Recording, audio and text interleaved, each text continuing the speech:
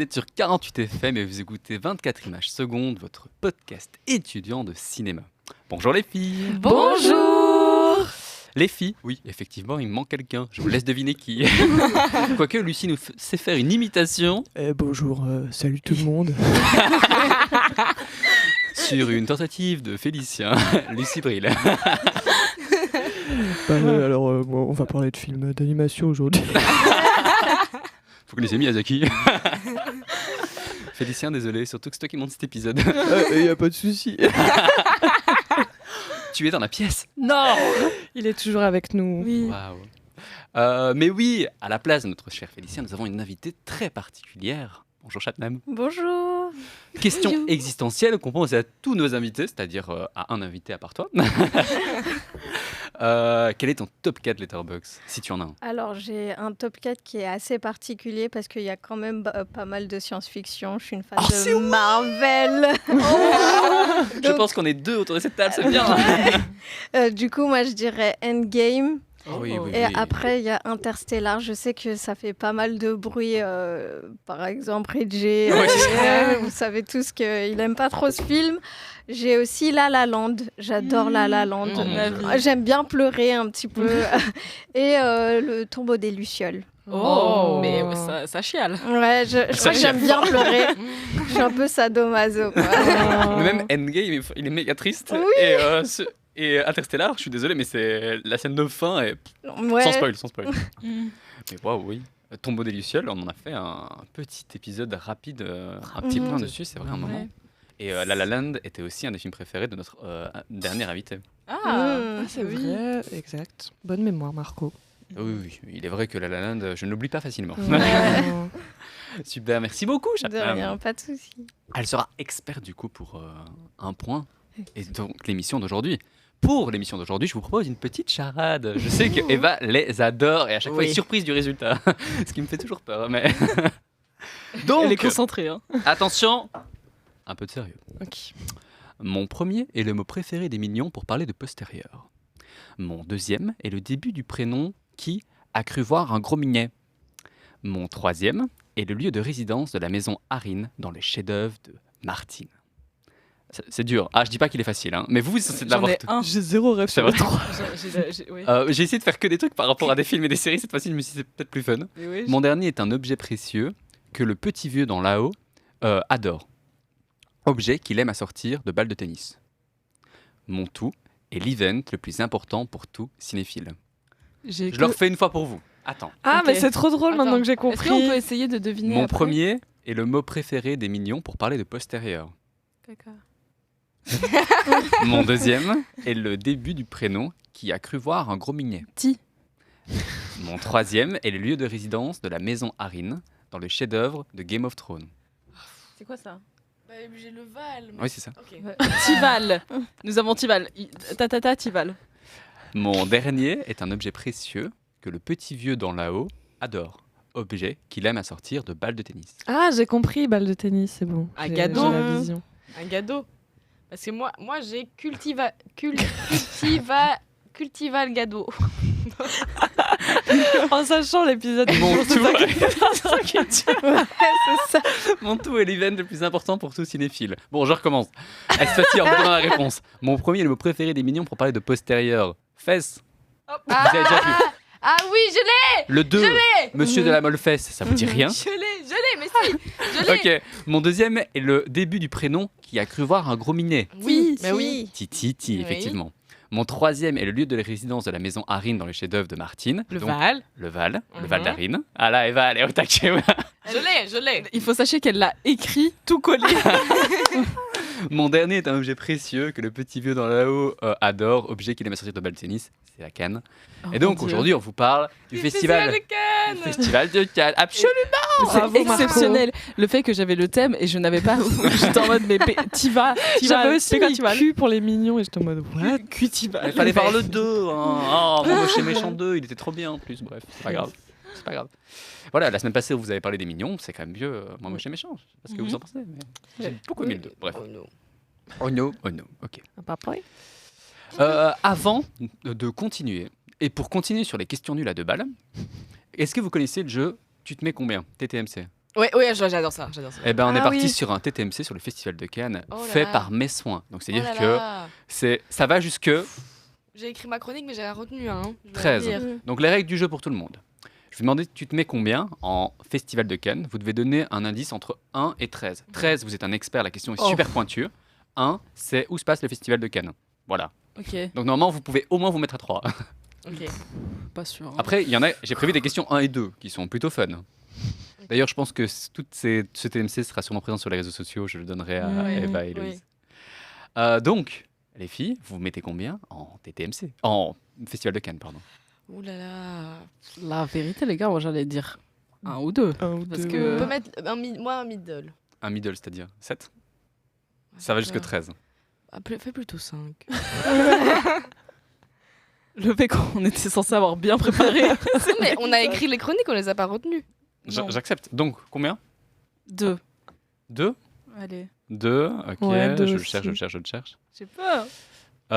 Comment s'appelle le prix le plus prestigieux du Festival de Cannes? Ok, ça va. Ah bah oui, mais les Ah, questions allez. globales. Eh ben mets 5, tout de suite mets 5. Elle m'a pas laissé répondre. Guess what? J'aurais pu me tromper. La palme dog. Japnam, tu Oui. te mets combien en Festival de Cannes? De 1 à 13. Bah, du coup, je me suis un peu renseignée parce que j'y suis allée, mais je dirais 2. Hein. 2? 2 ou 1, ouais. Parce Hmm. que du coup, je sais que j'ai pas mal de films à voir. Ouais, mais en sachant Mm. que 13, c'est les experts. Mhm. 1, c'est la personne qui ne sait pas de quoi on parle. Ah, C'est plus ça, Ouais. il faut vraiment compter. Dans les TTMC, ça fonctionne Bon. comme ça. 3 ou 4. Entre 3 ou 4, alors. Je suis sûre que tu te Euh, sous-estimes. Ouais, je Je pense pense aussi. que ouais, parce que je pense que les questions sont faciles. En dessous de 6, c'est vraiment facile. Mais je vais te dire la 4 parce qu'elle est fun. Quelle célèbre montée est devenue le symbole médiatique du festival? La croisette. Pardon, la montée des marches. Je me suis trompée. En plus, C'est ok, et surtout la croisette, c'est le nom du coup Ouais. de il y a le l'endroit. palais Ouais, le des palais. festivals. Et la salle de bus. Ouais. Lucie, tu te mets combien en festival de Cannes? 2. Mais on a déjà fait un 2. 3, vas-y. 3. À quelle période de l'année se tient traditionnellement le festival? Summer? Beginning of summer? Mais attends, pour moi, le summer, c'est depuis avril, là. hein. Ok, alors c'est bon. Si ton summer commence en avril, c'est super. Oui, c'est au printemps. Ok. Elle a écrit. C'est en mai précisément. Mm. Eva? Bah mets-moi 7 en fait. Maintenant je vais à peu près du poil de Mmh. l'année. Ça pauvre, Cite deux réalisateurs détenant le record du plus grand nombre de palmes d'or. Polanski. Euh, Ah non, c'est les Césars, putain. Ouais, non. Fais chier. Bah celui de cette année. Il y en a eu 2 au moins. C'est Comment il qui? s'appelle? Celui qui Ça a... commence par C'est un Fjord. M. Le nom du film c'est Fjord. Ça commence par un M. Je l'ai. Là, je peux me réjouir. Christian Mangiu. Oui. Mundiu, oui, c'est exactement ça, ouais. Et un deuxième? Un deuxième. Je peux t'en donner un. C'est un des réalisateurs, c'est un des Movie Brats. Coppola. Ouais. Putain, c'est vrai, j'aurais dû l'avoir tout de suite. Et il y a aussi un autre que je déteste de tout mon être, qui est connu pour ses satires de la société, qui a fait un film sur un bateau avec beaucoup de gerbes. Ah, ben, putain. Ruben Ostlund. Ost. je sais Ostlund, quoi. ouais, pour The Square et pour.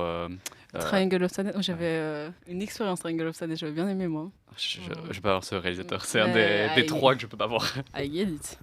Mais oui, super, effectivement. Donc il y en a une dizaine. On peut aussi Ken Loach, du coup, Michael Haneke, les frères Dardenne. Frères Dardenne, c'est un peu plus, on va dire, contemporain. Enfin, Oui. contemporain plutôt un peu plus cocorico. J'allais dire, c'est un peu patriote. Effectivement, oui, voilà. Au cas où, je vous fais quand même la question la plus difficile, parce qu'après tout, on est vas-y, des vas-y, experts, vas-y. des expertes surtout. Allez. La question à 13 est vraiment difficile, mais on en a parlé juste avant, donc en vrai, normalement, vous l'avez. Quel est le plus jeune réalisateur à avoir remporté la Palme d'Or? Dolan. À avoir remporté la Palme d'Or. Dolan ouais, n'a non, oui, jamais non, c'est- remporté. oui, c'est un Il a grand prix. toujours eu des grands prix Ok. ou des prix du jury. Il a dit qu'il avait 26 ans, je sais tout ce que j'ai noté. Il y a CAC. Attends, mais c'est un des films qu'on a cité alors. Oui. Tu l'as toi? Non, Ah. j'ai plus. Un des films qu'on a cité en on ou en off? En En on. En on. Ah, En on? Ah non, en off. On n'a Oui. pas encore cité de film, pardon. Alors, le film, c'est C'est quelle sexe, origine mensonge et vidéo. Ah, putain, c'est le mien, frère, la conne, Steven machin. Soderbergh, absolument. Steven Machin. Absolument. Donc, il y avait 26 ans et c'est la plus jeune palme d'or. Wig, oh là là. C'est- Ouais, et mon Dieu. voilà, il y en a qui étaient vraiment difficiles à crever. Je me rends compte que ma 12 Refais-en une. Vas-y, ouais. Comme ça, allez. Nourris-nous. une qui est fun. Quel cinéaste a présenté le plus grand nombre de films en compétition officielle? À combien? À deux près. Attendez, on va Oh laisser là quand même là, nos bon auditeurs, sang, auditrices ça, c'est dur, ça. réfléchir. Donc, quel cinéaste a présenté le plus grand nombre de films en compétition? Dans cette question-là, il y a moyen. Et après, je demande à combien près. C'est la question numéro 10, hein, donc elle est déjà plutôt haute dans le panier. Oh waouh. Je Si ne tenterai pas. Tu peux donner Alors, plus pour- d'indices? J'avais donné un Ouais. petit indice. Il est irlandais. Et il est connu. Ah bah, Ken Loach. Ouais. Ok. Et le nombre de. Je voulais deviner le nombre de sélections. Donc, en sélection, donc d'abord le nombre de fois où il a été sélectionné pour la compétition Ah, et pour la compétition officielle. Moi, j'allais dire 7. Plus. plus que 10 Plus que 10. Il a quel âge? J'en ai Maintenant aucune idée, mais il est vieux. 20 20 Non, un peu en dessous. Il a Ouais. 17, donc il a été 17 fois repris par la putain. Croisette et il a eu 15 sélections officielles Oh waouh. et une quantité de grands prix, etc. Il est absolument Purée. hallucinant. Eh, Ken Loach, après on peut citer aussi les frères Dardenne qui ont été, je pense, ouais. plus de 10 fois. wesh. Mais oui, il y a du monde, on va dire. Et il faut savoir aussi que la Croisette, on en parlera après, mais aime bien réutiliser les mêmes cinéastes et Bien qui sûr. reviennent, etc., les habitués. Bien sûr. On peut citer, par exemple, je suis en train de me faire sa rétrospective, mais James Gray, c'est vraiment l'habitué de la Croisette qui n'a jamais rien gagné et pourtant il a fait des films qui sont des chefs-d'œuvre. Je ne sais pas si vous en avez vu certains. Non. James Gray. Je crois pas. C'est pas grave. Je suis amoureux de lui, c'est officiel. On est des mauvais cinéphiles, les gars. Non, parce que franchement, c'est un. Je sais pas si c'est un vrai connu. Putain, c'est lui qui fait The Lost City of Z. C'est Un is chef-d'œuvre. in my watchlist.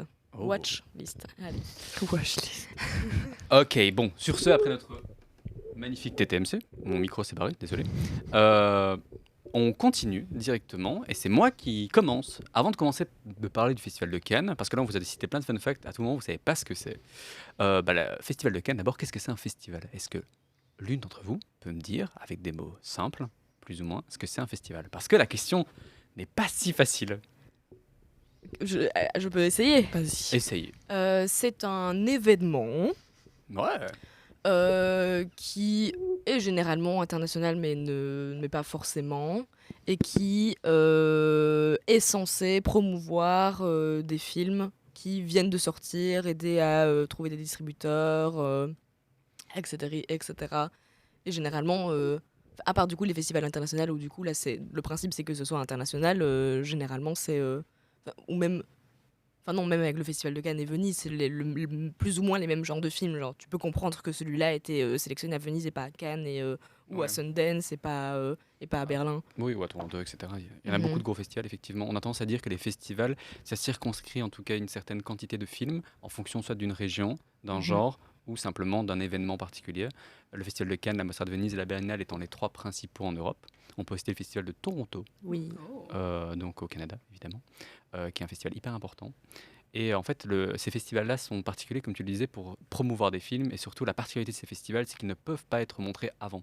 Ouais. Donc en fait, les films sont montrés uniquement à ce moment-là, et c'est un peu la primeur. Donc c'est pour ça qu'il y a une petite guéguerre entre le Festival de Cannes, on dit souvent, et la Mostra de Venise, qui sont plus ou moins sur la même plate-bande. Et on peut citer des auteurs qui sont habitués à l'un ou à l'autre. Ken Loach, Ouais. par exemple, c'est l'habitué évidemment de la Croisette étant le Festival de Cannes. Tandis que Guadagnino, un petit génie, on va dire, est un habitué de la Mostra de Venise, Ouais. où il a présenté d'ailleurs tous ses films, quasiment. Voilà, petit fun fact. Autre chose, on peut citer par exemple des festivals qui sont liés à des genres. Je pense notamment au festival de Gérard Armé sur les festivals de genre. Là, ici, je parle vraiment des films d'horreur. Ou le festival du BIF, que vous connaissez certainement, qui se passe à Oui. Bruxelles, qui est Mhm. aussi sur le film fantastique, du coup, qui est très chouette. Je ne sais pas si vous avez été. Non, Non. non. Voilà. Ou alors, encore plus localement. Le FIF Club. Absolument. Le FIFRE.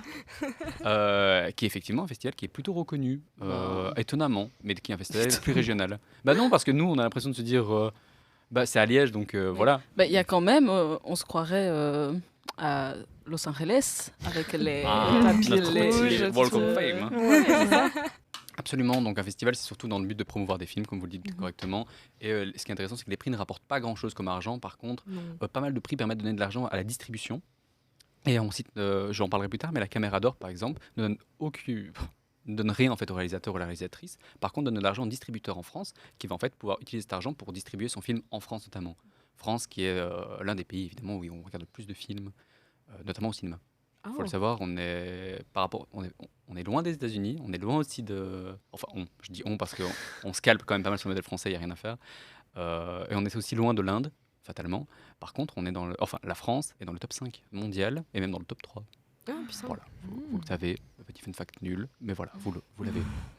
Donc, je commence directement par vous expliquer un peu les différentes compétitions. Je propose de commencer par la moins fun, donc c'est-à-dire celle qui est la moins connue. Est-ce que vous connaissez l'Acide ? Est-ce que c'est celui des cinéastes indépendants? Non. Putain. Enfin, oui et non. Oui et non. C'est effectivement celui des cinéastes indépendants, mais la particularité, c'est surtout c'est des films qui n'ont pas en fait de distributeur. Donc en fait, ce qui est intéressant au Festival de Cannes, c'est qu'il y a une sélection qu'on appelle des sélections parallèles, qui ont lieu en parallèle de la sélection officielle. Donc la sélection officielle, celle que vous connaissez, où on parle notamment, on a parlé de Moon Dew juste avant, où on décerne la Palme d'Or, qui est la plus médiatisée et la plus reconnue en fait à l'international, la plus importante. Dès que vous êtes sélectionné au Festival de Cannes, vous avez une distribution quasiment partout. Par exemple, les 23 films qui sont sélectionnés seront Green New, tous. Oui, Donc voilà, en sélection officielle. Et donc, il y a des sélections qui sont parallèles. Et dans ces sélections parallèles, on a des sélections qui auront pour but d'essayer de montrer le film. Et l'Acide, c'est fait uniquement pour les professionnels. Enfin, pas uniquement, mais surtout les professionnels, pour des films qui n'ont pas de distributeur pour l'instant.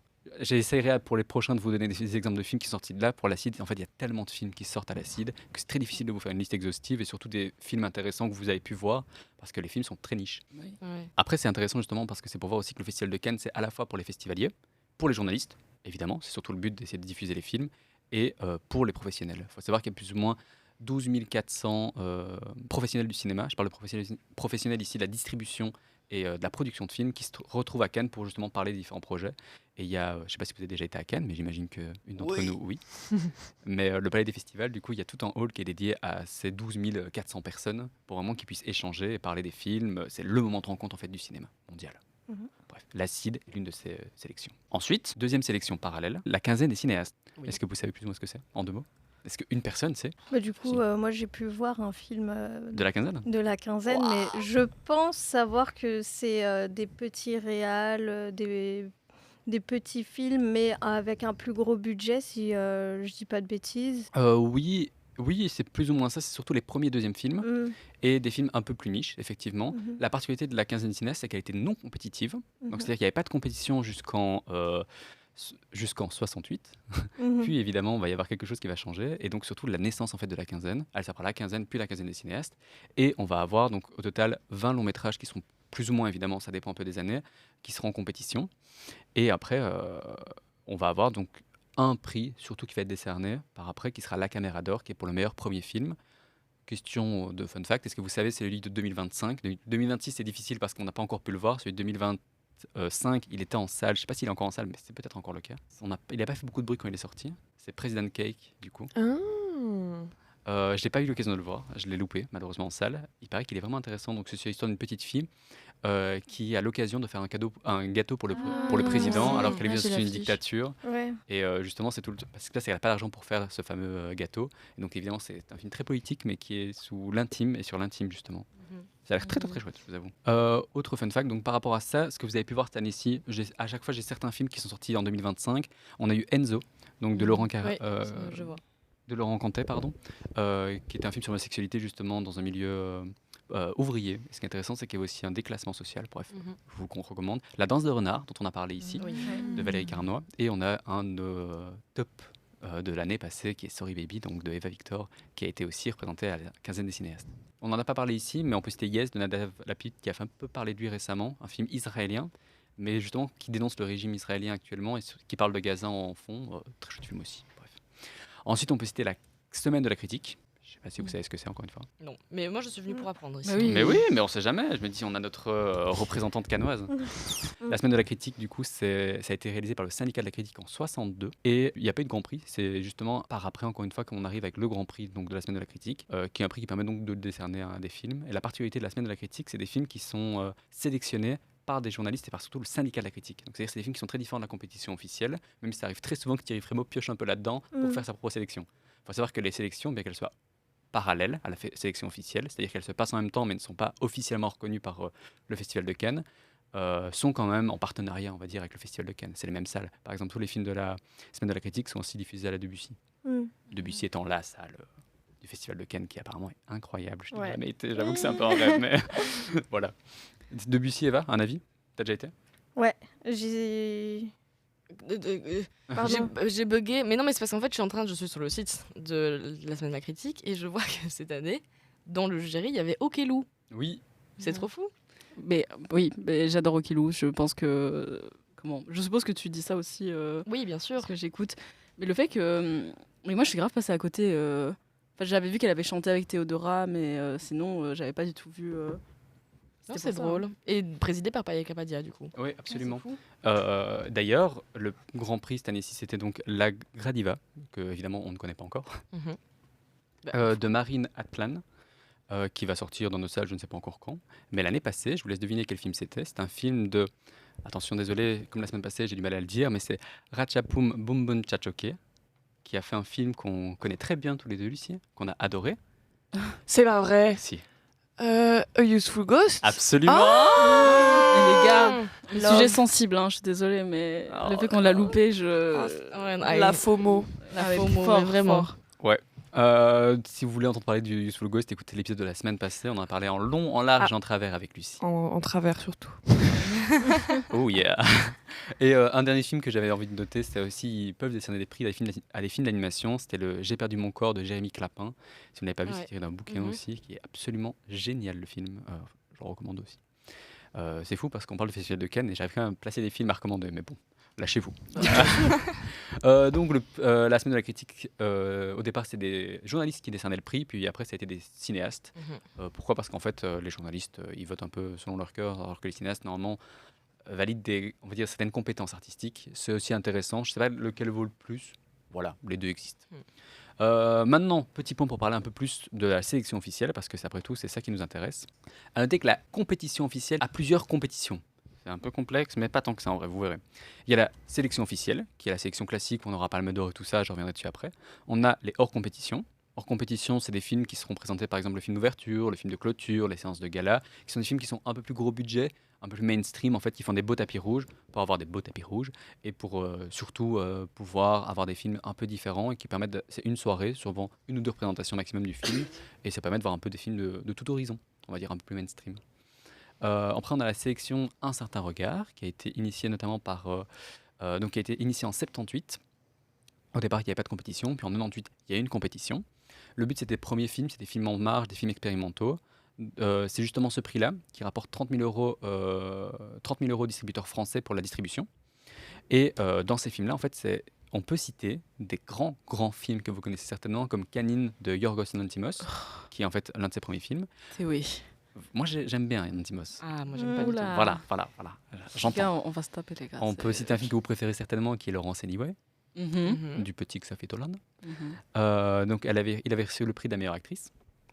On peut citer très récemment, moi c'est un petit coup de cœur dont je vous ai aussi parlé la semaine passée, mais Le mystérieux regard du flamant rose de Diego Cespedes. Je ne sais pas si quelqu'un l'a vu. Non. Autour de la table. Je pense pas. Dommage, très chouette. Et cette année, et on peut aussi citer un film qu'on a un peu aimé qui s'appelle Pillion de Harry Lighton, qui a reçu meilleur scénario. Sans surprise, désolé. Vraiment. Voilà, on peut aussi citer, donc dans la section officielle, il y a aussi des courts-métrages qui sont en compétition pour la Palme d'Or du court-métrage. La seule contrainte, c'est qu'il doit durer moins de 15 minutes. Il y a pire comme contrainte. Et ils reçoivent un prix qui est la Palme d'Or du court-métrage, qui permet souvent à des réalisateurs, des réalisatrices d'avoir un premier essai et surtout d'avoir en fait, les bases pour pouvoir faire autre chose. Mhm. Un court-métrage coûte moins cher qu'un long-métrage. C'est une certitude. On a la Ciné Fondation, qui est l'école en fait, pour les réalisateurs, qui se passe en plusieurs étapes, qui est très fun à faire apparemment. Mon rêve, Eva, on ira, t'inquiète. Hey. De ouf. Donc là où les étudiants réalisateurs sont suivis de A à Z, sont financés par l'État français. Ils ont même une minerval de 800 euros qui leur est donné. Pour La faire leur chance. vie. Ils ont un logement, ils ont le festival gratuit, ils ont tout plein de trucs. Je vais citer encore 2-3 petits trucs qui sont quand même mentionnables, juste parce qu'on en a parlé dans d'autres épisodes, notamment Cannes Classique, où Cannes essaie de remettre au goût du jour, on va dire, des classiques. Mhm. On avait parlé de L'œuvre de l'ange, donc de Mamoru Oshii, dans notre épisode pilote, que vous n'avez certainement pas écouté, mais justement par rapport à ça, et il y a eu beaucoup de films classiques qui sont revenus. Cette année-ci, c'est Les Diables qui a fait beaucoup parler de lui. Je sais pas si tu l'as vu. Non, je l'ai pas vu du tout. Il avait l'air trop bien. Je l'attends beaucoup au cinéma, Mhm. celui-là. On peut citer évidemment Cannes Première pour les premiers longs métrages, ou alors Le Ciné de la plage. Je sais pas si Mhm. t'as été. Bah non, pas du tout, parce que j'étais trop fatiguée. C'était le soir et tout, vers ouais, minuit non. et tout. Ouais, non, Compréhensible. clairement. Ouais. Et donc là, c'est des films qui sont représentés surtout pour les festivaliers cette fois-ci, pas pour les journalistes, pas Ouais. pour les personnes du milieu, on va dire. Et il y a des films classiques, c'est surtout des films classiques. Mhm. Je pense notamment à 400 coups de Truffaut qui a été fait en 2020, enfin qui a été rediffusé en 2021. L'année passée, c'était justement le Mamoru Oshii qui a été fait en ciné de la plage, ce genre de choses. Mhm. Il me reste plus qu'à vous faire un mot. Après, je vous jure, je me tais. Sur les différents prix de la sélection officielle, parce que c'est après tout, c'est ça qui est intéressant, c'est ça qui est le plus médiatisé. Et donc, les prix de la sélection officielle. D'abord, on va commencer du moins prestigieux, même s'ils sont à égalité, au plus prestigieux, qui est évidemment la Palme d'Or. Donc, la plupart du temps, on les met sur un pied d'égalité. C'est le prix de la mise en scène et le prix du scénario. Est-ce que tu peux nous dire de mémoire qui a reçu le prix de la mise en scène et du scénario cette année-ci? Pardon, le prix de la mise en scène, c'est un des films qui m'a vraiment conquis, c'est La Bola Negra. Oh, purée. Et Je l'attends du tellement. coup, pour ce qui est du scénario, je sais pas si c'était celui qui a fait Notre Salut, Oui. mais Non, c'était pas celui-ci. non, c'était pas celui-là. J'ai complètement zappé. C'est pas grave, on reviendra dessus après. On fera justement toute la sélection de A à Z. Et d'ailleurs, je pense que c'était un prix à une égalité pour le prix de la mise en scène, Mm. avec justement, effectivement, La Bola Negra qui Ah ouais, est c'était vachement incroyable. drôle. Et le parce- film en noir et blanc allemand, j'ai oublié le nom du film. Ah oui, Je n'ai Oh, pas vu les mince. films, mais j'ai vu beaucoup de reviews sur les films. ouais, j'ai plus le. On le reviendra nom, dessus ça après, de commence toute par un manière. F. Je Ouais. vais chercher ça. Fatherland. Fatherland, Ouais, c'est ça. T'as la sélection devant toi? Oui. Comme ça, on peut la faire maintenant, je me dis. J'ai pas le palmarès, j'ai la sélection. En vrai, ça n'a pas déconné. Ensuite, on a donc le prix du scénario. Donc, prix du scénario, c'est prix de la mise en scène, comme vous notez, c'est pour la mise en scène. Ce qui est Mhm. intéressant ici, c'est que c'est deux mises en scène très différentes. La Bola Negra, je sais pas si tu vas en parler. Bah, il est dans mon top et je crois que Ok. Lucie va me demander mon top. Je vais vous faire un petit speech. Je vais vous, je vais vous parler de ça. Ok, super.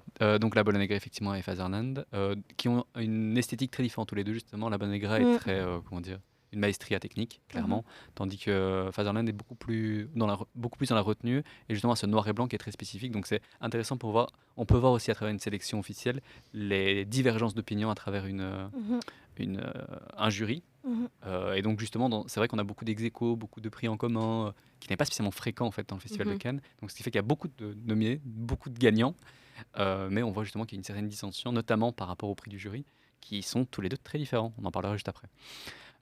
Donc justement, une fois que c'est fait, on a les deux classiques, on va dire, prix de la mise en scène, prix du scénario. Ensuite, on a le prix d'interprétation masculine et féminine. Masculine, cette fois-ci, ça, on les connaît un peu plus de tête Oui. parce que Cocorico. Effectivement, donc c'était Conowad et Conowad, je sais pas comment. Coward, autant pour moi. Et donc là, on a deux acteurs belges, Ouais. dont un qui a son premier rôle et qui sort de nulle part littéralement, et l'autre qui était déjà connu, qui avait fait Close notamment, le même réalisateur. Et on a, moi je vous avoue, ça peut, encore une fois Cocorico, je suis désolé, mais Virginie et Fira. Ouais. Bah, plus. La Le Belgique a bestie. des talents. Oui, oui, quel talent. Et d'ailleurs, un film de Hamaguchi, Ouais. qui est réalisateur de Drive My Car. C'est fou, ouais. Et je l'attends d'une impatience, mais incroyable, il a l'air génial. J'espère que tu en parleras aussi. Je sais pas si tu l'as vu. Non, je l'ai pas vu, mais il était dans ma liste. Ah, mais 3 heures aussi de film, Ouais, il fallait le vouloir, hein, j'ai dû faire un choix. clairement. Ensuite, on a donc le prix du jury, le Grand Prix et la Palme d'Or. C'est souvent 3e, 2e et 2e place. Donc, prix du jury, on dit souvent c'est les marches du podium. Ensuite, on est sur le deuxième, enfin le Grand Prix, qui est en soi très honorable. L'année passée, il y a 2 ans, je sais que Eva avait adoré justement qui était ton top 1 d'ailleurs. Oui. Alors, oh là là. De Paya Capadia. All We Imagine as Light. J'avais Imagine, j'avais Light. Il fallait que les mots se remettent dans mon cerveau. Et évidemment, la récompense suprême, c'est la Palme d'Or. Cette année-ci, donc, c'était Mundiu qui a gagné avec Fjord. Celle de l'année passée, c'était un simple accident, une palme très politique. Il faut savoir que les palmes sont très souvent des palmes politiques. Il faut quand même le citer parce que... Mais ce qui est drôle, parce que normalement, quand tu montes sur le podium ou que tu reçois un prix, t'as pas le droit de faire un speech politique. Et pourtant, Et Il y avait pourtant, que Justine ça. Triet, Ouais, c'est ça. Justine Triet, Ouais. on peut aussi la citer, qui s'est fait refuser les Oscars pour représenter la France à cause de ça, notamment. Enfin, Ouais. on le suppose, mais on le sait très bien. Ah, bien Et, sûr. Voilà. Mais oui, il y a pas mal de palmes qui ont été politiques. En fait, le Festival de Cannes s'est jamais caché d'être politique, notamment dans c'est ses récompenses. On sait que les jurys sont libres en fait de choisir les films qu'ils Mhm. veulent. Et des fois, on a des petites incursions. Je sais pas si vous vous souvenez des Graines du figuier sauvage. Oui. Je n'ai pas vu, mais je Je l'ai suis vu. très triste de l'avoir loupé. Mais oui, Et je donc, vois bien. Qui pour justement éviter, en fait, quand on a un film comme ça qui arrive, comme Un simple accident, qui est fait donc par Jafar Panahi, Mhm. qui a fui le régime, donc qui arrive là dans une posture quand même très particulière. C'est difficile de pas lui donner la Palme d'Or, ne serait-ce que par le geste de cinéma qu'il y a. Ouais. Et pour les Cannes du Figuier Sauvage, le Festival de Cannes avait fait une petite entorse et avait fait un prix spécial justement Ouais. pour le récompenser et Mhm. pour dire le film est remarquable, mais en fait il est tellement remarquable que si c'est pas la Palme, on peut rien lui donner, donc on doit lui donner un prix spécial pour essayer une compétition plus classique Ouais. pour le reste. Ce qui n'est pas déconné. Autre prix spécial notable, c'était l'un de nos tops de l'année passée, c'était Résurrection, Ouais. du coup de Vigan, qui a été mis à part pour dire que c'est un film qui est quand même majeur aussi dans l'histoire du cinéma. Résurrection, regardez-le. Oui. Il me reste plus qu'à vous dire que la sélection officielle se passe de façon très spécifique et avec un code très très très particulier. Je vous le fais très rapidement. Tout d'abord, on n'a pas de cumul des prix, à deux exceptions qui sont donc les prix d'interprétation évidemment qui peuvent être collectifs. Un autre prix collectif, ça a été pour... je sais que le film n'a pas fait consensus. La Mais- vie d'Adèle. Oui, la plus évidente notamment, mais j'allais plutôt dire Emilia Pérez, Ah oui. Mm. ok, qui a reçu un d'accord. prix collectif Les gars, féminin. c'est mieux. Et prix collectif Ouais. féminin qui était intéressant pour le donner à une personne transgenre. Je veux dire, c'était politique à ce moment-là, vu que c'était le moment peut-être Trump au pouvoir et tout ça. Donc voilà. Mhm. Au vu de la femme qui a reçu et tout ce qui s'est passé après de Carla Sofia Gascon, je crois. Ouais. Ouais, c'est ça. Voilà. Voilà. Ouais. Voilà. On se sait. Ensuite, on peut aussi citer donc les deux prix qui peuvent le recevoir, c'est les deux en fait que l'a reçu cette année-ci, le prix du jury et le prix de la mise en scène, qui peuvent être ex aequo. Mais en fait, ça a été retiré notamment par rapport à un triple prix remporté par Coppola. Prix de la mise en scène notamment et prix d'interprétation masculine et Palme d'Or pour Apocalypse Now. Aussi, ne pas donner prix Ouais, c'est de la ça. mise en scène pour Apocalypse Now, ce serait délicat. Mais bon, De fait. j'entends. Et ni la Palme d'Or. Je suis désolé, mais le film est incroyable. Je l'ai pas vu, mais bon. Arrête. Si, c'est un de mes grands classiques. mon Ok, camp. merci. C'est pas grave, je l'ai pas vu, mais ça arrive. Il manque. Bah, il faut l'assumer. il En faut parlant le dire. d'une fan de science-fiction, j'ai jamais vu. Bref, on reviendra dessus une autre fois. Vous n'êtes pas de honte à moi à ce micro, désolé. Surtout que c'est moi qui décide. Pourquoi je me m'humilie comme Tu ça te mets dans la boue tout seul. Hein, Mais Marco. oui, absolument. Pardon. Donc, je le disais, pas de cumul de prix. Avec une exception, on a un contenu qui reste secret. Donc, ils sont dans une maison qu'on ne connaît pas, une villa secrète sur Cannes. La villa des secrets. Ici la voix. Et il y a juste Thierry Frémaux qui est le président donc, du Festival de Mhm. Cannes et de l'Institut Lumière avec son délégué qui vont en fait simplement rappeler au jury les règles qu'ils ont le droit de faire ou pas, leur donner des tips, etc. Mais ne participent pas au débat. Ils restent extérieurs au débat. Le jury décide et le jury va d'abord décider à la majorité absolue la sélection entière. Donc il y aura 2 majorités absolues. Ça ne passe pas, c'est 2 relatives. Et puis après on essaie de voir. Mhm. Mais par exemple, cette année-ci, on peut se douter que ça n'a pas été à la majorité absolue, au vu justement de la sélection qui est Ouais. très, très, très récompensée. Ensuite, qu'est-ce qu'il me reste à dire le dernier point qui est fun, c'est qu'ils sont obligés de contacter les gagnants en fait, avant le soir pour qu'ils soient là dans la salle. Donc il y a souvent les journalistes qui ziotent un peu l'aéroport pour voir un peu, tiens, C'est drôle. qui réapparaît. On essaie de deviner qui va être récompensé le jour même. Mais c'est aussi Ouais. c'est politique, évidemment. Ouais. Recevoir une palme d'or pour un pays, c'est quelque chose de très prestigieux. Enfin, Ouais. pour le monde du cinéma, pour l'industrie, on va dire, cinématographique, c'est beaucoup plus prestigieux qu'un Oscar. Bien sûr, bien C'est sûr. c'est un peu, peut-être que pour la plupart des gens qui connaissent l'institution des Oscars, ça peut paraître perturbant, mais effectivement, en fait, dans le monde des cinéphiles, dans le monde de la reconnaissance, on va dire, universelle des cinéphiles, c'est le Festival de Cannes qui fait date. Vraiment, c'est quelque chose. On ira un jour, Bien sûr. absolument, souhaite. absolument. Et petit fun fact, je l'ai déjà dit avant, mais savez-vous quel est le réalisateur qui a le plus de palmes d'or? Bah, Non. Ah, Palme. dont on a parlé tantôt ou pas? Dont on a parlé. L'autre? Le plus de palmes d'or accumulées par une personne, c'est combien? 3. C'est 2. En fait, personne n'a jamais eu Ah, 3 ok, palmes d'or. d'accord. Pour l'instant, c'est un record à 2. C'est pour ça Ok. qu'on en a cité plein de personnes la dernière Ok, fois. d'accord. Mais c'est un Ok, fun fact ok, nul. ok. Par contre, il y a des gens qui ont été sursélectionnés, qui n'ont jamais reçu de prix. C'est triste. Oui, en plus, notamment Xavier Dolan, qui a été sélectionné un nombre de fois, qui a reçu des prix, mais jamais la palme d'or. Ouais. Et moi, j'ai envie de citer quand même mon James Gray, encore une fois, qui a été sélectionné je ne sais combien de fois, mais qui n'a jamais reçu de prix, alors que, mon Dieu, c'est des chefs-d'œuvre. Little Odessa, à voir. Bref. Il me reste à vous dire adieu, je me tais enfin. Et à vous les studios. Best Actress goes to the 2 actresses of the film Out of a Sudden, Dayosuke Hamaguchi, Virginie Efron, and Tao Okamoto.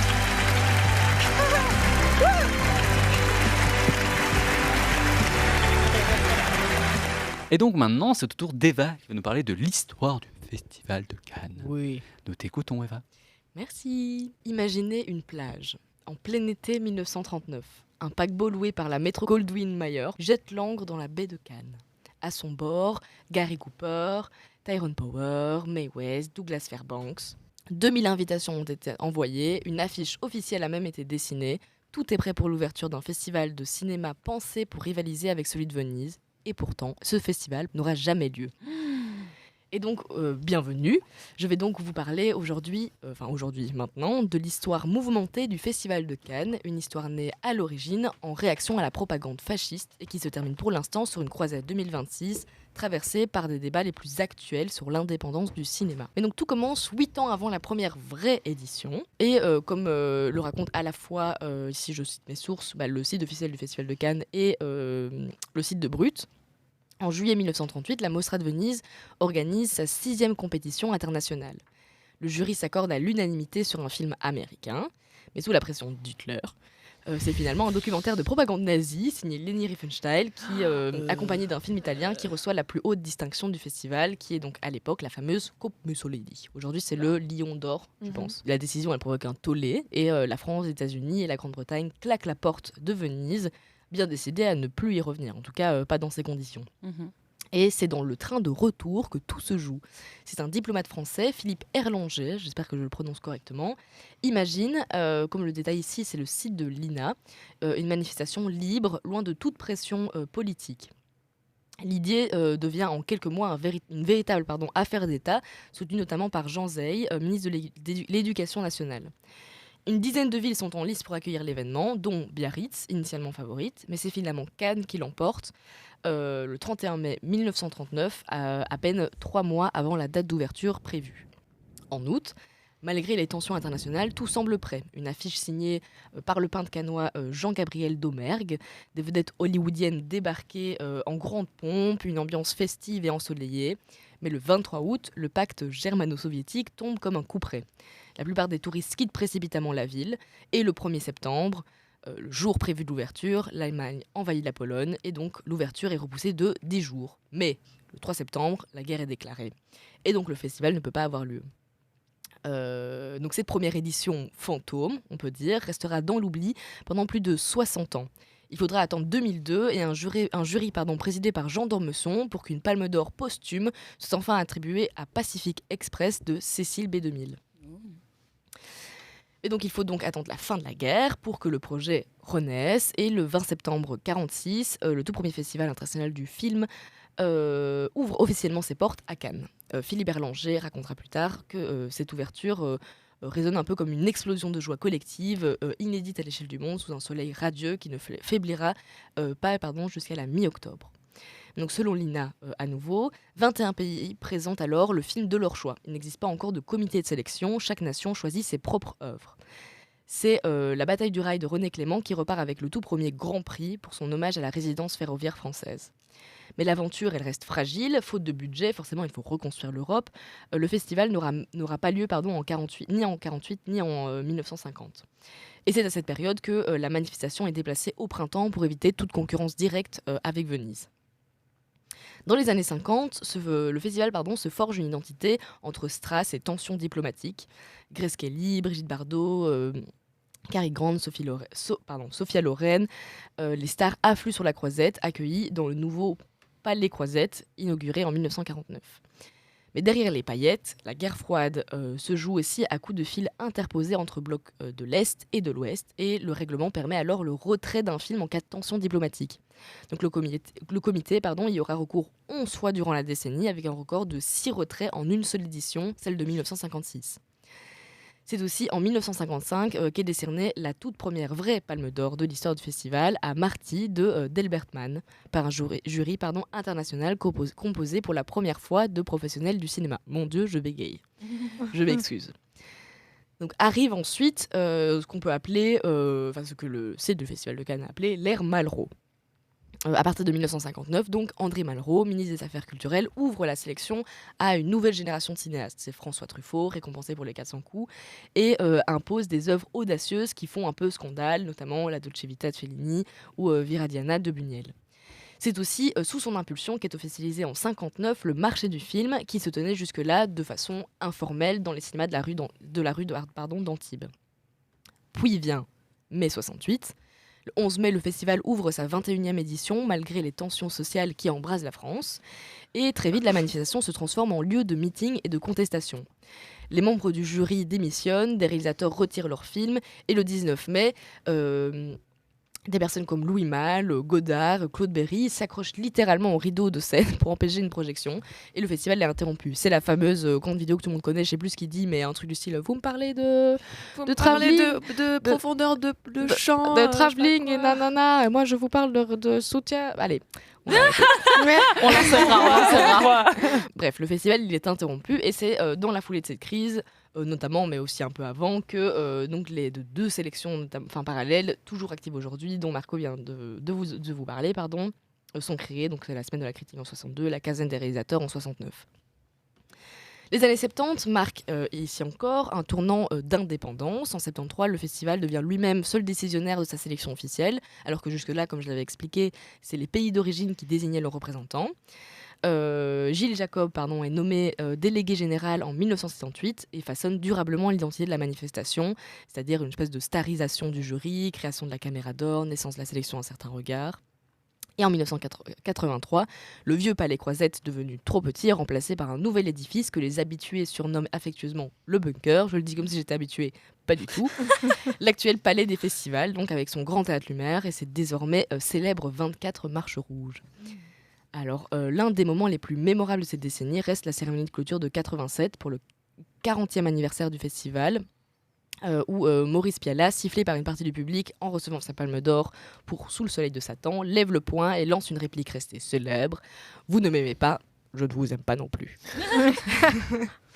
Dans les années 90, Cannes s'ouvre véritablement au cinéma du monde entier. Le cinéma asiatique explose avec des palmes pour Chen Kaig et des récompenses pour Zhang Yimou, pour la prononciation, ou encore pour allez. Je vais essayer un peu. Attends. Xiaoxienne. Voilà, c'est ça. Xiaoxienne. Oui. Le boycott du festival par les studios américains en représailles aux accords du... alors, je ne sais pas si je dois dire GATT ou GATT, sur l'exception culturelle, ouvre paradoxalement la porte au cinéma indépendant américain. C'est notamment les frères Cohen qui triomphent avec Barton Fink en 91, et puis Quentin Tarantino qui domine le palmarès avec Pulp Fiction en 94. Oh là là. En 97, pour son 50e anniversaire, pour le 50e anniversaire du festival, tous les réalisateurs déjà primés par une palme d'or sont réunis sur scène pour remettre une palme des palmes honorifique à Ingmar Bergman. Il est absent ce jour-là, c'est sa femme et sa fille qui recevront le trophée à sa place. Le nouveau millénaire, les années 2000, apporte son lot de transformations aussi. Donc on a le développement du marché du film, la création du village international, qui réunit aujourd'hui plus d'une soixantaine de pays, et en 2007, un film collectif réalisé par 33 grands cinéastes du monde entier pour les 60 ans du festival. En 2018, le festival vit l'un de ses moments les plus marquants, sur le plan symbolique en tout cas que je considère comme le plus marquant, c'est 82 femmes, menées par Cate Blanchett, Céline Sciamma, Agnès Varda notamment, qui montent ensemble les marches rouges pour réclamer la parité, c'est avec le collectif 50-50. Et 82 femmes, c'est le chiffre que représente à l'époque le nombre de films réalisés par des femmes sélectionnées en compétition depuis la création du festival, face aux plus de 1700 films réalisés par des hommes. Panique. Ouais. Et donc en 2020, la pandémie du Covid-19 contraint à l'annulation pure et simple de l'édition, remplacée par un marché du film entièrement numérique. Le mouvement MeToo continue aussi sur la Croisette. En 2024, on a le court-métrage de Judith Godrèche, Moi aussi, consacré aux violences sexuelles dans le cinéma français, qui est projeté en ouverture de la sélection Un certain regard. Et cette année encore, en mai 2026, le festival a vécu sa 79e édition sous la présidence du réalisateur sud-coréen Park Chan-wook. L'événement a été marqué par une tribune signée par plus de 3500 artistes contre l'emprise du groupe Bolloré sur le cinéma français et qui réclame une nouvelle indépendance pour le cinéma en France. La Palme d'Or a été remise par Tilda Swinton au réalisateur roumain Cristian Mungiu pour son film Fjord, dont on parlait tantôt, qui rejoint ainsi le cercle très restreint des cinéastes doublement palmés.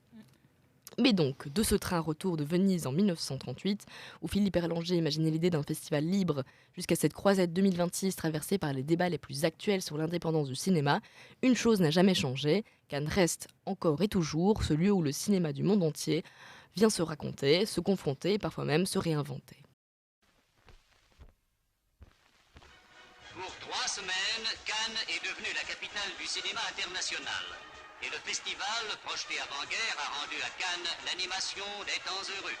Sur la croisette, pavoisée aux couleurs des 19 nations participantes, la classique bataille de fleurs a préludé aux compétitions des maîtres films choisis dans la production de chaque pays. Dans cette compétition pacifique, quelle place emportera le cinéma français, aux prises avec le cinéma américain, qui est peut-être venu défendre Grace Moore, et avec le cinéma soviétique?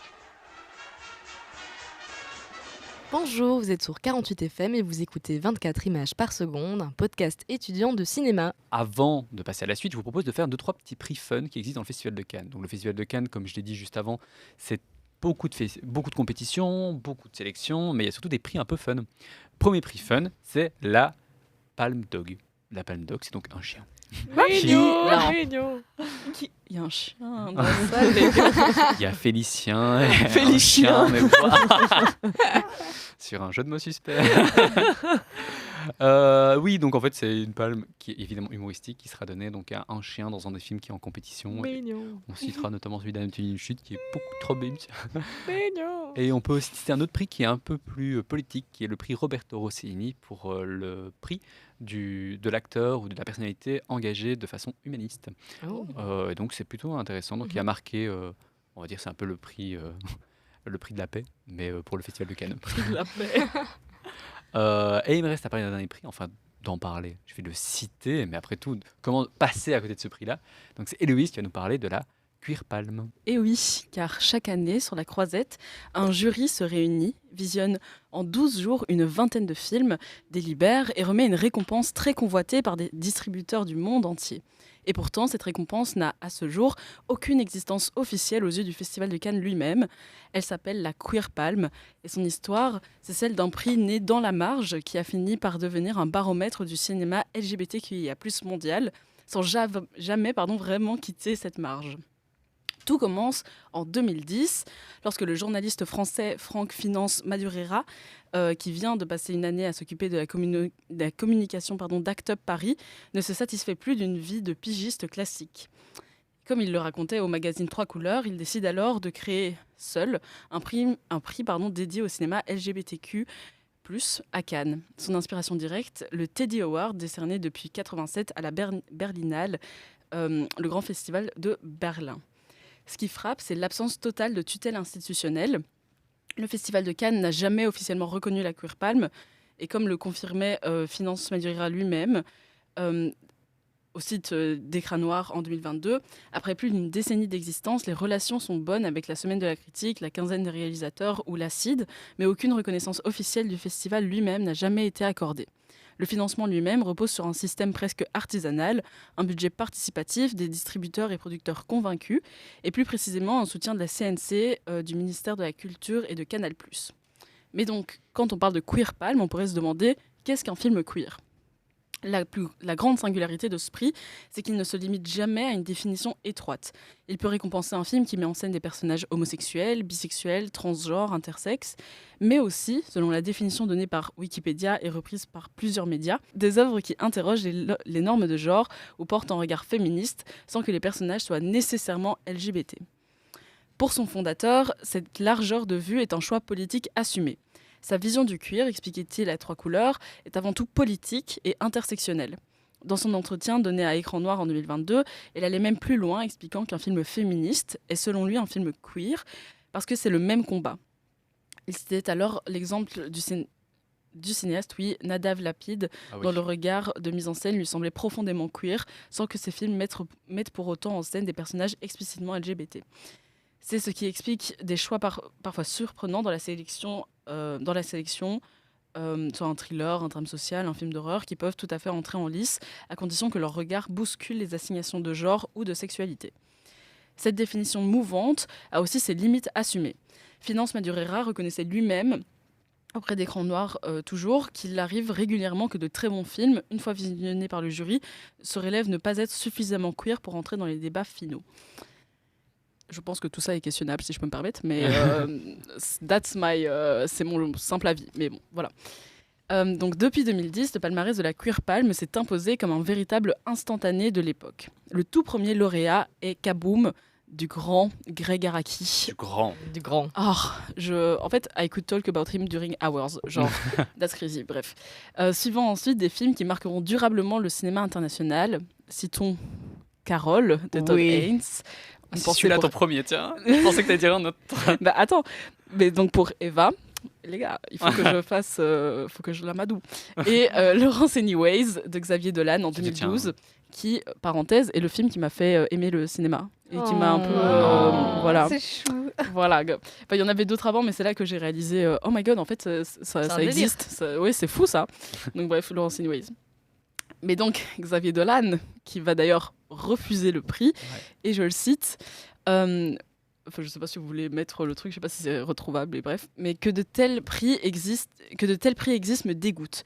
Quel progrès y a-t-il à décerner des récompenses aussi ghettoisantes, aussi ostracisantes, qui clament que des films tournés par des gays sont des films gays? On divise avec ces catégories, on fragmente le monde en petites communautés étanches. La Queer Palm, je ne suis pas allée la chercher. Ils veulent toujours me la remettre. Jamais. L'homosexualité, il peut y en avoir dans mes films comme il ne peut ne pas y en avoir. Il est... J'ai jamais aimé content, le type et franchement je comprends de plus en plus pourquoi je l'aime pas. Mais il me semble qu'il est revenu depuis sur son avis aussi tranché sur la Queer Palm. Parce que je pense que du coup... À la base, je pensais qu'il l'avait refusé pour Mathias Maxime, mais du coup non, c'est plus... C'est avant. C'est avant, mais il y a un monde où je pense qu'il a quand même été la chercher pour Mathias Maxime. Mais je suis pas sûre de cette info. Non, je pense pas que Mathieu Maxime l'a reçu. Je regardais ici justement les différents prix. Franchement, il y a des... J'attends les prochains que tu vas citer, franchement. Oui, en 2017. Le prix revient à le merveilleux 120 battements par minute de Robin Campillo sur les années de lutte contre le sida en France. Ce choix donc résonne d'autant plus fort par le fait que le fondateur du prix avait lui-même traversé cette période militante au sein d'Act Up, comme je l'ai dit précédemment. L'année suivante, c'est Girl de Lucas Dont qui l'emporte, très beau film, sur le parcours d'une jeune danseuse trans, avant que Céline Sciamma ne soit distinguée en 2019 pour c'est elle que j'ai... Portrait de la jeune fille en feu. Que si vous n'avez pas vu, faut se dépêcher parce que là c'est chaud les gars, ça fait longtemps. J'ai le DVD, on va regarder à l'appartement, ne vous inquiétez pas. Je l'ai vu cette année moi donc franchement. Bah oui, gars. c'est vous qui me l'avez conseillé. Bah oui, doing God's work les gars. Oui. Il faut. Soit. Fait notable donc 2020. En 2020, le Festival de Cannes n'a pas eu lieu en raison de la pandémie du Covid-19. Et donc la Queer Palm, comme toutes les autres récompenses cannoises, n'a pas été décernée cette année-là. Le prix reprend donc en 2021 avec La Fracture de Catherine Corsini, puis distingue Joyland du réalisateur pakistanais Saïm Sadiq en 2022. L'innocence de Hirokazu Koreeda en 2023 et 3 km jusqu'à la fin du monde du roumain Emmanuel Parvou en 2024. Je ne sais pas pourquoi j'ai pris un accent, c'est très gênant. J'aime beaucoup moi. La présidence du jury, année après année, raconte elle aussi une évolution. Au début du prix, ce sont des figures emblématiques, mais plutôt confidentielles du cinéma queer international qui présentent les délibérations. Le réalisateur canadien Bruce Labrusse, il a honte, en 2014. L'actrice et réalisatrice irano-américaine Désirée Akavan en 2015. Une décennie plus tard, ce sont des personnalités bien plus installées dans le paysage culturel français et international qui prennent le relais. L'acteur et réalisateur américain John Cameron Mitchell en 2023, le réalisateur belge Lucas Dont, lui-même lauréat du prix en 2018 donc, en 2024, puis Christophe Honoré en 2025, puis 7. Un glissement qui accompagne lui aussi la normalisation progressive du regard porté sur le cinéma queer au sein même de l'industrie. À partir des années 2020, la Queer Palm ne se contente plus de récompenser, elle cherche aussi à accompagner. C'est ainsi que s'est lancé en 2022 la Queer Palm Lab, un programme de mentorat annuel destiné à soutenir des cinéastes queer du monde entier dans le développement de leur premier long métrage, un secteur où, comme le rappelait Finance Madurera à Écran Noir, les réalisateurs et réalisatrices LGBTQIA+, rencontrent souvent plus de difficultés à accéder au circuit traditionnel de production. Le site officiel du prix indique qu'une 3e promotion de ce laboratoire était encore attendue en 2026, preuve de la pérennisation de l'initiative. En 2025, pour sa 15e édition, le jury, présidé par le réalisateur Christophe Honoré, comme j'ai dit précédemment, couronne La Petite Dernière de Asfia Herzi. Moi, je l'ai adoré. Je sais que vous n'avez pas trop. Ouais, Si, nous, il était mimi. Moi, je suis d'accord avec toi. Il Les aurait gars. pu faire partie de mon top carrément. Mais je pense que je me serais fait tuer par les deux. Bah, les gars, bah, C'est pas moi, grave, c'est pas grave. ça aurait été sympa. J'aurais bien aimé quand j'avais 16 ans, genre. Bref. Oh là là là, Mais parce infantilisé. que non, c'est pas mon rapport moi à la sexualité et à l'identification, etc. quoi. Bref, mais de fait, Cutie Patouti, juste la scène dans le club. Ouais. Voilà. Bref, adaptation du roman de Fatima Das. Le film porté par la jeune actrice Nadia Meliti continuera ensuite sa course jusqu'au prix d'interprétation féminine du festival Absolument. lui-même, puis jusqu'au César. Mais c'est surtout l'édition de 2026 qui marque un tournant quantitatif spectaculaire. Sur le site Lesbia Magazine et le magazine Technicart, 22 longs métrages et 5 courts-métrages sont en lice cette année-là, un record absolu depuis la création du prix, et près du double de la douzaine de films éligibles en 2010. Le jury, coprésidé pour l'occasion par l'actrice Anna Mougalis, j'ai du mal, et le metteur en scène Thomas Joly, décerne la Queer Palm au film américain et, oh mon Dieu, j'ai si hâte, Teenage Sex and Death at Camp Miasma Apparemment, de il est Jane génial. Sconbrun. Mon Dieu, en fait, juste va falloir me tenir, m'attacher à la chaise en fait quand je vais devoir en parler parce que vous n'êtes pas prêts pour le dithyrambisme, les gars. Je sais d'avance que ça va être excellent et si j'aime pas, je vais Mais pleurer. moi, justement, c'est le film qui a reçu le prix de la découverte qui m'intéresse. Mhm. Beaucoup plus. C'est C'est lequel du fioul dans les artères, je pense. Et Ah. c'est l'histoire de justement d'un camionneur qui est homosexuel du coup. Oui. Et qui c'est l'histoire de justement d'un camionneur homosexuel. Et donc ça se passe vraiment dans sa cabine. Donc tout le film reste quand même très intime dans une cabine ouais. de camionneur. Et apparemment ça va être un chef-d'œuvre. Enfin, j'ai écouté beaucoup de critiques du coup pendant le festival de Cannes. Ouais. Et waouh, enfin, Mhm. je l'attends tellement. J'espère qu'il va sortir ici. C'est un film français, donc Oui, normalement oui. Mais j'espère. voilà. I can't wait. Mais vraiment. oui, oui, moi je me réjouis trop. À chaque fois, je regarde beaucoup la Queer Palm Ouais, pour ouais, justement ouais. regarder les films dès qu'ils sortent. Je suis en mode, oui. Ça arrive. Mais oui. Mais donc, interrogé par Technicart sur cette explosion du nombre de films éligibles, Finance Madureira y voit le signe d'une forme de normalisation du cinéma queer. Moins de militantisme frontal, davantage de personnages LGBTQ+, simplement intégrés au récit, sans être le sujet unique du film. Mais la même interview, relayée par Cannes Tendance, rappelle aussitôt l'autre face de ce constat. Les avancées en matière de représentation s'accompagnent dans le même temps de reculs politiques bien réels sur les droits des personnes LGBTQIA+, notamment aux États-Unis.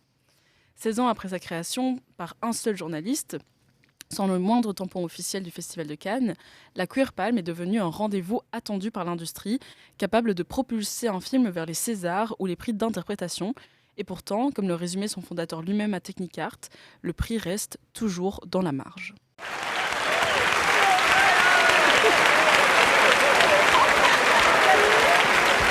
Mesdames et messieurs, mon cœur est époustouflant de ces moments. Et j'ai pas les mots pour vous donner tout mon amour. Que j'ai gagné la Palme d'Or. Qu'est-ce que c'est? Et je l'ai dit, on ne sait jamais. À la télévision, qu'est-ce qu'on entend? Il a gagné la Palme d'Or. Merci de la Palme d'Or. Bonjour, vous êtes sur 48 FM et vous écoutez 24 images par seconde, un podcast étudiant de cinéma.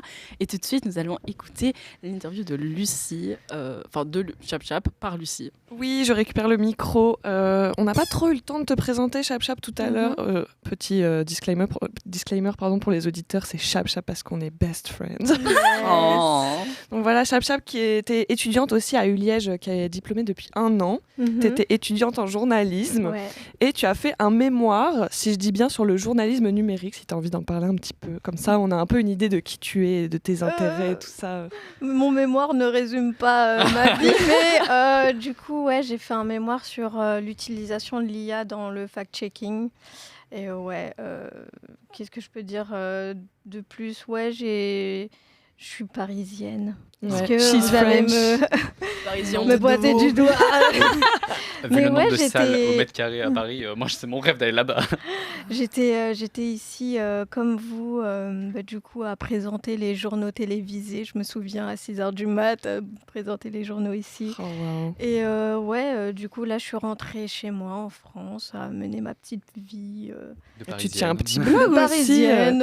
Ouais, Tu pardon. tiens un petit blog aussi maintenant. Ouais, je tiens un petit blog en attendant de trouver quelque chose. Je me suis dit, écoute, on va faire des petites critiques ciné, des reviews, des recos aussi. Et je fais aussi des petits trucs en lien, des petites recettes aussi en Trop lien chouette, avec. adorable. Ouais. Donne le nom. Ça s'appelle le Vrac à Chap. Oh, Ouais. c'est trop Ouais. Je suis aussi sur Instagram. Je fais des petits posts, des vlogs aussi. On vous voyage. partagera ça sûrement en story Mhm. le jour même ou Ouais. de l'émission. Mais voilà, c'est un petit vrac, quoi. C'est un petit Bric-à-brac. bric-à-brac. Mais comme ça, on a un peu une idée de qui tu es. Mhm. Du coup, tu disais, tu fais un peu des critiques et tout ça sur ton blog. Quels films, tu dirais, sont vraiment les films qui ont forgé ta cinéphilie, qui t'ont vraiment introduite au cinéma et où tu t'es dit, oh, bah ouais, mais en fait, le ciné, c'est trop bien. Je vous ai dit tout à l'heure que je suis une grande fan de Marvel. En fait, depuis que je suis petite, mon père, il m'a présenté les films Marvel et tout. Donc, je pense que c'est ça qui a d'abord commencé à, du coup, faire fleurir, faire émerger ma cinéphilie, entre guillemets. Parce que je ne me considère pas vraiment comme cinéphile à proprement parler, parce qu'il y a plein de films cultes que je n'ai pas encore vus. Nous tous, Apocalypse Now notamment. Mais ouais, Arrête. j'ai commencé par Marvel, puis après, de fil en aiguille, j'ai commencé à regarder d'autres films et tout. Mais du coup, je me dis là aujourd'hui que j'ai quand même pas mal de films que j'ai pas vus. Et en fait, je suis trop enthousiaste parce que je me dis, il nous reste encore tellement de choses à voir, à découvrir. En plus, t'as vraiment des films qui ont vraiment transcendé le cinéma, l'histoire du cinéma et tout. Donc, je me dis, bah voilà, je découvre ça petit à petit. Et puis voilà. C'est quoi ta plus grosse honte du coup? Question fun fact. Juste parce que moi, vu que je me suis milieu tout seul. Mais moi, je trouve que c'est intéressant, justement, ce changement de perspective, de pas dire, genre, la honte, j'ai pas vu, mais quelle chance il me reste à voir. Ouais. Parce que je trouve que, moi, il y a certains C'est films, pour je me ça. dis, oh putain, j'aurais voulu là les revoir pour la première fois. Ouais, Genre, je suis dans ma frénésie Céline et Julie, et que j'ai trop envie de revoir. Et j'ai trop ce truc où je suis en mode, en fait, j'ai envie de le revoir pour la première fois et d'oublier machin, et je pense que c'est une richesse d'avoir encore des trucs à découvrir. Non, mais c'est pour ça en fait que je vois pas certains films. C'est juste parce que sinon, Bah si je oui. les vois, je Ouais, n'aurais rien à complètement. regarder. Et donc, It's toi, not Chap the Chap, shame. ce serait quoi le film que tu as envie de voir ou tu es en mode trop hâte de découvrir? Je sais pas si tu as pensé à ça. J'ai pas vraiment pensé à ça, mais j'ai tellement de films dans ma liste. Du coup, tu m'avais parlé de comment ça s'appelle, In the Mood for Love, que j'ai adoré. Je l'ai vu et j'ai adoré. Donc il y a plein de recos que Lucie m'a donné. Donc du coup, je me dis, il faut que je les regarde, mais là, comme ça, tu me prends un peu au dépourvu. Bah oui. Dans ma liste, il y a quoi que je pourrais voir enfin... Les vraiment honteux, à chaque fois que tu dis, tu mens presque dessus parce que par exemple, je sais pas le nombre de fois où j'ai menti en disant ouais, je l'ai vu de Mais ouf. si jamais ça peut te rassurer, je l'ai pas vu non plus. Hein. Mais moi, Ouais, mais moi, c'est mon style de film, tu vois. Genre, c'est un De film fait. bro, c'est un Ouais. film de réalisation de fou, Ouais. les movie brats. Genre, Ouais. vraiment, c'est Ouais, vraiment mon c'est type de vrai. film. Toi, si je t'avais dit Céline Sciamma, que tu m'avais dit, tu vois, t'avais eu Portrait, là, Shame on You. Ouais. Attends, je suis en train de réfléchir là parce qu'il y en a tellement. Et toi, Eva, c'est quoi ton film honteux? Oula. Un film très honteux. Cite-moi en quelques-uns et je te dis. Moi, j'ai pas vu, par exemple. Là, c'est vraiment. Je suis désolé. Si un professeur m'écoute, n'écoutez pas ça. Monsieur Tomazovic, fermez vos oreilles C'est dessus, vraiment ça. s'il vous plaît. J'ai vu tout ce que je veux dire à l'instant. Celui sur lequel je mens le plus, c'est 2001 Odyssée de l'espace. Je suis un fan de science-fiction. Ah ouais, moi aussi, Je suis un Ouais. fan inconditionnel, mais je me dis, je veux pas le voir sur Mhm. petit écran, et donc j'attends vraiment le grand écran. Mais il passe jamais sur grand écran. Et donc, je suis même sur Paris, je regarde les séances qui passent. Il y en a jamais. Mais ouais, ça, c'est un gros film honteux. Et Le Parrain, évidemment. Parrain 1 et 2. Ouais. J'attends de voir Je sur pense grand que- écran. ouais. Et en tant que cinéphile, quand monsieur Tomasovic a demandé à lever de main qui a vu Le Parrain, j'étais Non, deuxième mais rang. ça, faut pas faire Et ça. il m'a hein. regardé. J'étais. Et il a eu la larme à l'œil. Et surtout qu'il a dit, ah bah ça va, je vois quand même qu'il y a beaucoup de monde qui l'a regardé. En fait, tous ceux derrière moi Sauf avaient levé toi. la main. Bah oui, c'est ça. C'était vraiment le shame on you. Et en Ouais, vrai, c'est ok. Moi, c'est mes trois gros. Bah, je sais pas pourquoi. Ça me donne. Bah, si, voilà, si j'ai la honte. Vas-y. Jeanne Dillman, 23 quai du commerce. Ouais, Ah. ouais. Ça, c'est un bon honteux pour toi. 1080 Bruxelles. Non, C'est chaud. Moi, j'ai c'est été- chaud. Mais ouais, c'est chaud. J'ai pas d'excuses. Bah, si, je pourrais dire il est long, que je veux me donner le temps. Moi, je veux voir sur grand écran. Encore Ouais. une fois, c'est un joueur. Il me manque Moi, aussi. je l'ai mais vu sur grand écran. Je l'ai vu dans la salle rouge. N'en parle plus. Du Churchill. Du Church. En plus, c'est la salle rouge, c'est la meilleure. Ouais. Oh, je suis pas d'accord. Mm. Je suis pas d'accord. Moi, j'adore. Bref. Je l'adore. J'aime beaucoup. Bah, la meilleure, c'est la salle 3, sinon du souvenir, parce que c'est le meilleur son, meilleur écran. Mais on peut en débattre. Ouais. Bon, du coup, j'ai regardé mon letterbox, ma watchlist. J'ai par exemple Requiem for a Dream. Daronofsky. Ouais. Ça va, c'est passable. Ouais. Bah, ne regarde pas, qui reste dans la watchlist. Ouais. Il est J'ai dur. Citizen Kane aussi, parce que Ouais. du coup, Ah je oui, sais que celui-là. c'est ton chouchou. Ouais. Et, Ma révélation Ah cinéma. ouais Orson Ouais, ouais, Welles, c'est- Ouais. je dirais que c'est la personnalité qui m'a vraiment fait me dire oh le cinéma c'est incroyable. Mais je pense que c'est aussi, on en a parlé du coup, j'ai découvert ça en bac avec Monsieur Mélon à l'époque. ouais. Que Mhm. j'aimais trop ce prof, s'il nous écoute vraiment, monsieur, on vous aime. Et il avait fait tout un pan historique, c'est ça que j'aimais bien dans ce cours-là, on parlait pas juste Mhm. de films, on parlait aussi de la vie des réals. C'est Et en vrai. fait, genre, je sais pas, je me suis trop reconnue en lui, ça sonne Ah. trop narcissique. Ouh là là là là. Attendez, laissez-moi expliquer, c'est tout le début de carrière qu'il a eu en théâtre et toutes les expérimentations qu'il a fait après à Genre la la radio et ok. tout ça. Et j'aime bien en fait son rapport très pas sérieux au film, genre il se prend pas au sérieux, il essaye des trucs, par exemple, je recommande F for Fake, Ouais. qui est mon film préféré de Orson Welles, où tout le long, tu te dis, mais il nous prend pour des débiles, il se moque de nous, ou il est sérieux. Et c'est ça que j'aime trop avec lui, c'est qu'il a une autodérision un peu subtile que j'aime énormément, et j'ai beaucoup d'affection pour lui. Mais je comprends qu'on puisse ne pas l'aimer, parce que c'est tellement un personnage, je trouve, mais... Moi, j'aime il beaucoup reste les dans mon réas cœur. narcissiques. Franchement, Ouais, c'est un truc que j'aime. franchement, ce mec, il était réel. Il se mettait en personnage principal. Il écrivait le scénario. Franchement, je veux être comme lui. C'est pas lui qui a écrit Citizen Kane. Hein. Non, mais il a travaillé énormément, genre sur des films où Oui. il se mettait. Je pense à, par exemple, je crois que c'est La Dame de Shanghai où il est en mode le mal alpha et tout. Il est trop sexy, c'est des femmes et tout ça. J'aime trop. Et à Moi, l'inverse, La j'ai- soif du j'ai mal, justement, où il détesté est un le- gros dégueulasse. Un gros dégueulasse. détestable. J'aime trop. Moi aussi. Franchement, j'adore. Mais du coup, voilà, Orson Welles. Citizen Kane, il est bien. Mhm. Et Ouais, F for j'ai- Fake, je recommande. Je te Ok. recommanderais plus F for Fake que Citizen Bah, il Kane, est je dans pense. ma watchlist Eh ben, alors. impeccable, chap chap. Et tu dirais que c'est quoi le genre de film que tu préfères dans le cinéma? Tu as déjà un peu répondu à la Je question. crois petit que spoiler. vous savez tous la réponse, mais j'aime bien les films qui me font pleurer aussi. Hein. Vous avez bien vu qui ont Mais eu oui. une fin assez triste. Bah, du coup, ouais, c'est les films de super-héros. Je kiffe ça. Je suis calée dessus, donc voilà. Après, j'aime bien les films... comment dire, dramatiques. Ouais. Je pense qu'on pourrait dire que j'aime les films dramatiques, vu que j'aime bien pleurer. Mais voilà. Tu recommanderais quoi comme un genre si j'ai envie de pleurer un dimanche soir, il pleut dehors et j'ai ma petite tisane, qu'est-ce que tu me Écoute. recommandes? Là, je vais te dire La La Land. Oh, wow. En plus, je ne l'ai pas vu. Ouais, Voilà, ça bah c'est voilà. c'est ma honte vu que je ne l'ai pas dit. Et je suis sûre que tu kifferais. Ah ouais. Mhm. En vrai, ça me donne un peu envie. Je le déteste, ce film. Ah ouais. C'est pas grave. Non, mais c'est. Non, mais c'est bien, c'est bien. C'est le réalisateur, je peux pas le voir en peinture, et donc je trouve qu'il Damien ressent dans chacun Chazelle. de ses films. Ouais, Damien Chazelle, Mm. tous ses films Mais c'est m'exécutent fou, de ce ça. maître. Mm. Je peux pas. I love je peux Damien pas. Chazelle. Whiplash. Whiplash, je l'ai pas vu aussi. Les gens adorent. Ouais. Les gens. Non, mais on a eu un compositeur il y a pas très longtemps qui est venu, et lui qui justement s'intéressait à la musique de film, etc. Pour lui, c'est un de ses réas préférés, du coup. Mm. Et il a vu quasiment tous ses films, et il est fan. Même Mhm. Babylone, que moi je peux pas voir en peinture, il l'adore. Mhm. I Voilà. love Babylone, tout. On en parlera. Eva, Là, on en je sais parlera. que je parle pour Félicien. Félicien dit ah ouais, moi j'ai adoré aussi. Voilà, dédicace Félicien, il est toujours avec nous. Je trouve ça émouvant qu'il soit là. Ouais, tu vois, il y a le spectre de Félicien au-dessus de la table. Mais du coup, pour revenir un petit peu, la raison principale pour laquelle tu es là, Chap Chap, c'est parce que tu es allé à Cannes. Ouais. Tu es allé à quelle date? Je suis allée. En fait, t'as 3 choix quand Tu fais les 3 jours. Ouais. C'est le festival jeune, du coup Ouais. l'accréditation jeune. Et du coup, j'ai choisi le dernier parce que ça se rapprochait plus de mon anniversaire.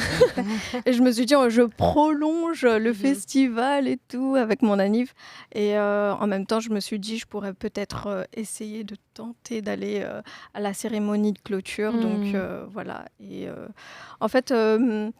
je me suis dit, là je vais partir en monologue. Pourquoi je suis allée au festival de Cannes? Parce que c'est la journaliste qui vient en moi. Mais du coup, je voulais un petit peu sortir de ma routine et tout. Et puis je me suis dit, je me suis souvenu qu'il y avait ce moyen-là d'assister au Festival de Cannes. Et franchement, j'ai postulé, il fallait faire une lettre d'amour au cinéma. Je me suis dit, écoute, je vais dire les choses honnêtement parce que je me suis dit, je suis pas la plus grande des cinéphiles, peut-être que j'ai pas ma place là-bas et tout, mais je me suis dit, écoute, je vais être honnête, je vais leur dire que voilà, il y a plein de films cultes que j'ai pas vus, que j'ai loupés et tout, mais justement, j'ai écrit que j'ai hâte de découvrir ça. On a toute une vie pour découvrir tout ça, et du coup, voilà, j'ai postulé sans de grandes attentes et tout. Et puis après, j'ai vu que j'avais aucune réponse. Et justement, je me suis dit, il faut que je réserve les hôtels en avance. En plus, là-bas, c'est vraiment genre très cher, très, très cher. Je pense que je vous donnerai des astuces pour l'année prochaine. Mais du coup, je me disais, mais pourquoi j'ai pas de réponse? Ils veulent pas me dire. Je préfère... En fait, comme je suis à la recherche d'un boulot et tout, et je me dis, non, pas encore, tu vois. Et du coup, je leur ai envoyé un mail. Je me suis dit, allez, culot. Je leur dis, écoutez, j'aimerais juste la réponse, comme ça, je sais que je peux faire autre chose, quoi. Et j'ai eu la réponse, un jour après. Ah putain, c'est fou. J'ai sauté de joie, j'étais toute tremblante et tout. Ouais. Et ouais, du coup, je me suis dit, ça pourrait être pas mal dans le CV et aussi une good expérience, quoi. Totalement. Et donc, tu parlais du fait que tu as dû postuler, tout ça, envoyer une lettre d'amour au cinéma. Et quand est-ce que, pour les auditeurs qui seraient intéressés de le faire, quand est-ce que les candidatures se sont ouvertes? C'est quoi les démarches que tu as dû faire? Comment tu en as entendu parler? Du coup, moi, j'en ai entendu parler parce que j'ai recherché les informations. Et du coup, pour ce qui est de la candidature, j'ai vu que j'avais jusqu'au 15 mars, il me semble. Donc, je me suis un peu speedée et tout. Mais je crois que en fonction de l'accréditation que tu prends, c'est différent, les dates de candidature, etc. Donc, j'avais vu que j'étais dans les temps et j'avais jusqu'au 15 mars pour envoyer le truc et tout. J'ai fait ça assez rapidement. Et ouais, voilà. Puis, je sais pas, qu'est-ce que je peux dire de plus? J'ai oublié tes questions. C'était comment tu t'as trouvé, comment t'inscrire et tout ça. Et aussi, du coup, c'était du 22 au 25 que t'es allée? Du 22 au 23. Ouais, du 22 au 23. Ouais. Ça fait 2 jours. Attends, pardon. 22, non, 23. du 21 au 23, mais je suis allée avant, donc je suis allée le 20 au 25 parce que du coup j'ai prolongé le truc, mais c'était pas pour le festival, c'était pour mon anniversaire et tout. mais ouais, c'était les 3 jours, c'était du 20 au 23. Ouais. Ok. Ouais, je suis en Et train de donc, tu as dit que dans ta lettre, tu avais notamment mentionné le fait que tu te considères pas comme cinéphile, mais que justement, tu as soif d'apprendre, etc.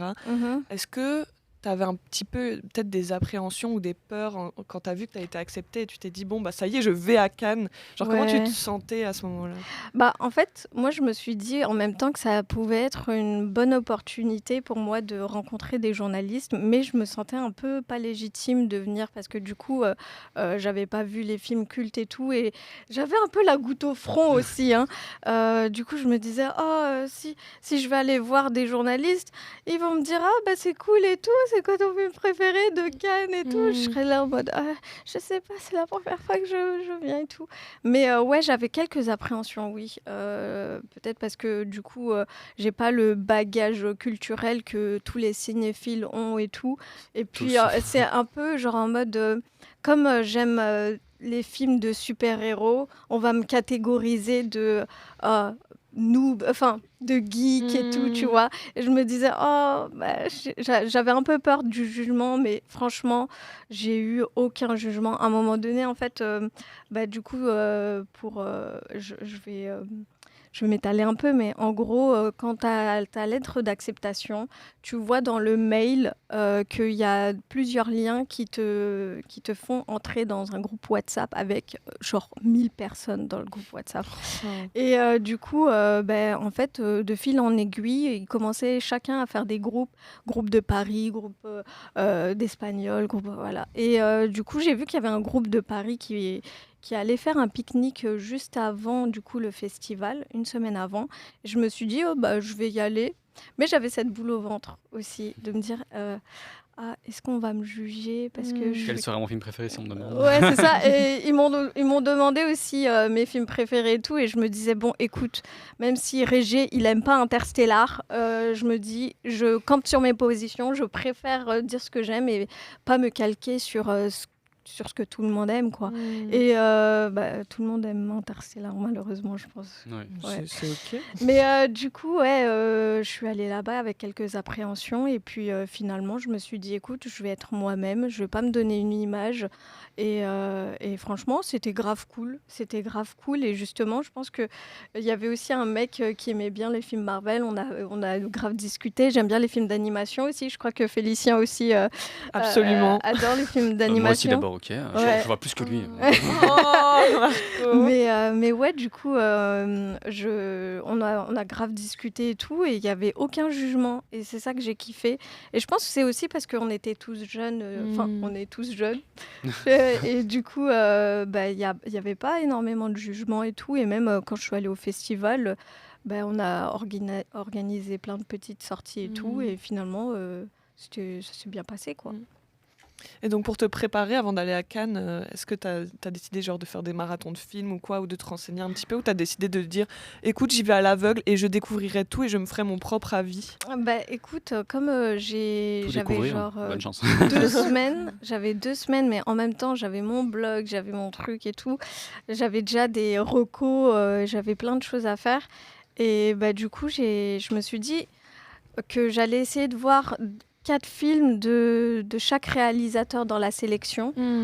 Et finalement, je me suis dit, non, pas possible et tout. Donc finalement, j'ai un peu lâché l'affaire. Je me suis dit, bon, je vais aller découvrir et peut-être que pour le Cannes prochain, parce que je pense que les personnes qui iront à Cannes, et je vous le souhaite, vous allez vouloir aller, mais chaque année. Et du coup, je me dis, j'ai le temps, je ferai ça comme ça, petit à petit.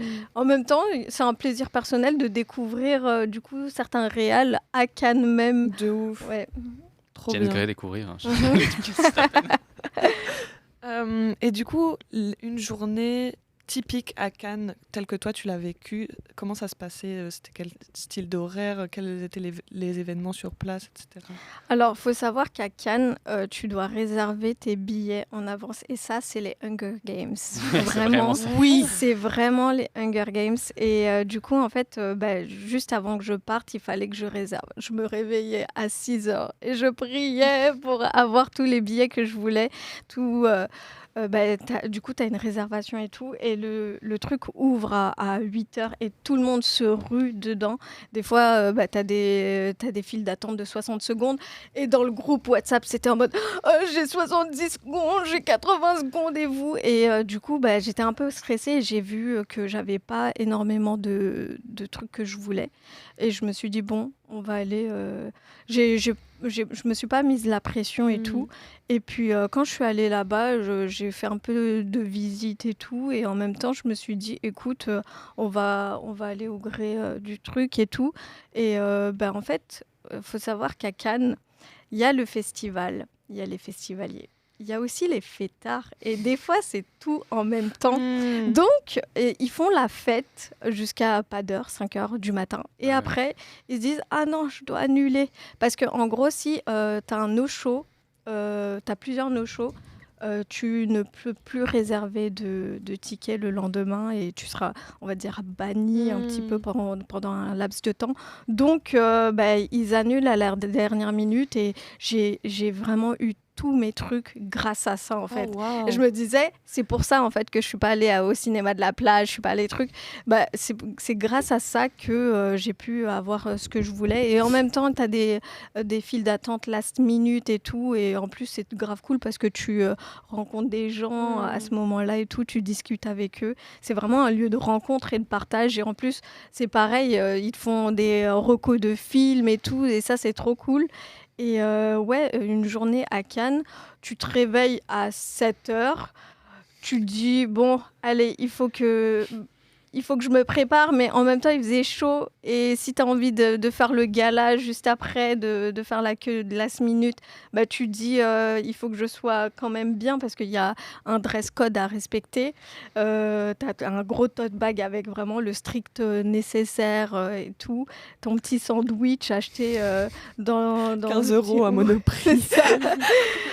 C'est gros budget bouffe. Mais du coup, ouais, c'est ça. Puis après, bah, tu vas aller voir tes petits films tranquillou. Des fois, tu fais des queues last minute. Ça prend 15 minutes et tout. Et puis, ouais, franchement, c'est une trop belle ambiance. Et j'ai jamais vu autant de films au cinéma de ma vie en un jour, tu vois. Genre, j'enchaînais 3-4 films. Je n'ai jamais fait ça de ma vie, très honnêtement. C'est Un intense, dimanche hein. normal pour nous qui sommes à Ouais. beaucoup de films. C'est ça. Et à 8h30 de se lever et de se dire je vais aller au cinéma, je l'ai jamais fait. Et c'était grave cool. T'entendais des gens ronfler aussi parce que les lendemains de soirée et tout. Et ouais, franchement, c'était trop cool. Et en soirée, bah, du coup, des fois, les jeunes se retrouvaient et tout. Moi, je retrouvais ma petite maman qui était venue avec moi. Et ouais, c'était trop cool. Et tu parlais donc que tu devais faire, vraiment rafraîchir constamment la page pour avoir les Ah ouais. annulations et tout. C'était quoi les trucs que tu te disais, il faut absolument que je le fasse? Bah, du coup, en fait, au festival, il faut savoir qu'il y a 3 rendez-vous. Avec, du coup, cette année, il y avait c'est Sir Peter Jackson, celui qui a fait Seigneur des Anneaux. D'ailleurs, je n'avais pas vu les Seigneurs des Anneaux. Là, je suis en train de tout... Waouh, Là, génial il de me- découvrir maintenant, ça va être incroyable. Ouais, là, c'est ça. trop, trop bien. Et du coup, il y avait lui, il y avait Kate Blanchett et il y avait Tilda Swinton. Et J'ai vu la moi, redite de Tilda Swinton. je suis mon trop- goal, j'avais vraiment plusieurs goals, plusieurs objectifs à Cannes, plusieurs attentes et tout. Mon goal, c'était d'essayer d'entrer, de voir Tilda Swinton parce que c'était pendant le créneau où j'étais allée. Et quand je rentrais, du coup, dans mon cote, entre guillemets, mon pseudo-cote, du coup, je rafraîchissais la page à 1h du matin, même si j'étais fatiguée. Je vous donne des tips pour l'année prochaine. Je rafraîchissais, je me disais, allez, s'il vous plaît, que le dieu du cinéma soit avec moi. Et du coup, je rafraîchissais et tout le monde me disait, non, ça sera pas possible, parce que franchement, les galas, il y a moyen d'y aller, tu vois. Parce que du coup, tu peux faire la queue last minute et tout. Les gens, ils ont un peu la flemme d'y aller et tout. Et t'en as tous les soirs. Et t'en as 2, je crois, gala.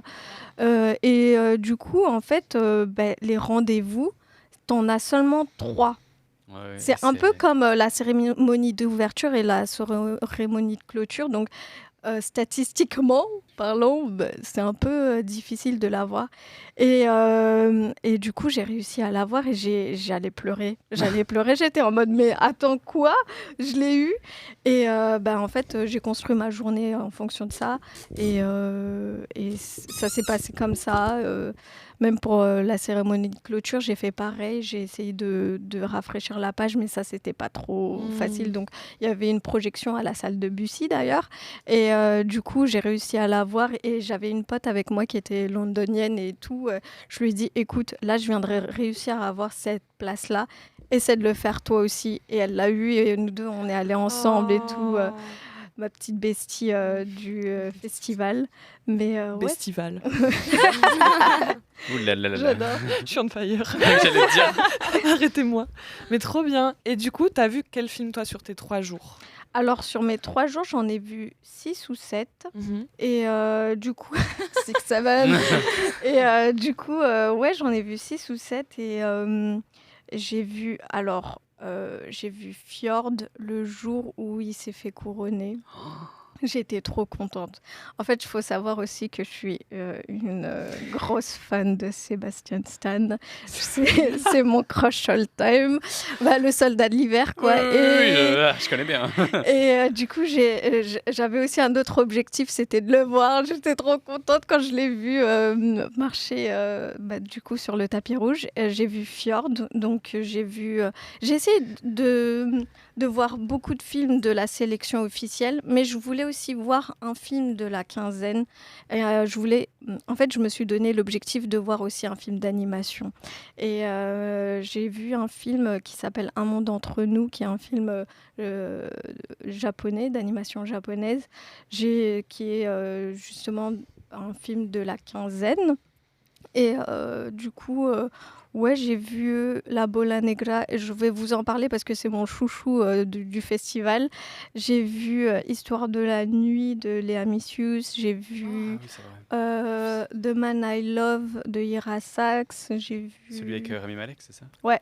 J'ai vu celui-là. J'ai vu quoi d'autre? J'essaie de regarder aussi mon compte pour pas que j'oublie de vous dire ce que j'ai vu. Mais La Bola Negra, je sais pas si vous vous souvenez, mais dès qu'il est sorti, j'ai entendu les reviews et je vous en ai parlé en mode ce sera mon top 1 de l'année. J'annonce. J'ai vu le truc, truc d'homosexuel dans différentes temporalités qui se met. Je me suis dit ok. Puis l'année passée, celui-là cette année-ci, c'est pour nous. Et j'ai vu Hope aussi. Hope, un film coréen de Na Hong-jin. Avec une scène d'action, il paraît, du début qui est J'ai adoré. Il est dans mon top aussi, donc je vous en parlerai. Et du coup, j'ai vu... Je crois que j'en ai... C'est déjà pas mal, en vrai. Moi, je crois qu'on a dit 6, là. Ouais. Ah, Quelques jours à Nagi aussi, qui est un film japonais qui est très posé. Tout le monde l'a détesté. Moi, j'ai adoré. J'ai adoré. Du coup, voilà. Et puis... ouais, c'est tout. Et donc, parmi ceux-là, tu dirais que c'est quoi ton top 3 de recommandations? Tu dis, mais foncez. Alors, allez les voir quand ça sort au Grignou. Je vais commencer par mon top 3. Enfin, je vais faire 3 de 1. Du coup, c'est Hope en 3. J'ai adoré et c'était super cool. En fait, je m'attendais pas à ce que ce soit fun. Un film de la compétition fun, ça n'existe pas, ça. Ouais, je m'attendais pas à ça. On a fait que de rire, mais c'était trop drôle. Mais je dirais que j'étais quand même assez déçue parce que la première heure était super bien. En fait, en gros, pour expliquer le synopsis, ah oui, d'ailleurs, je vais vous dire un truc, c'est que moi, malheureusement, je suis une personne qui, quand je raconte, des fois, j'ai des éléments de spoil et je me dis, purée, pourquoi je spoil? Donc, je vais regarder ma review pour pas vous spoiler quoi que ce soit, mais en gros, c'est... dans le village de Hope, il y a une bête qui survient d'un coup et qui fait des ravages dans le village. On ne sait pas d'où elle vient, on ne sait vraiment rien du tout. Et tous les policiers et les pompiers sont occupés à éteindre un incendie dans un feu de forêt. Et il y a un seul policier pour élucider ce mystère et surtout pour arrêter ces tueries. Et on voit en fait les dégâts de ce que fait la bête, etc. Mais on ne voit jamais la bête. Ça me fait rappeler un peu Les Dents de la Mer, du coup.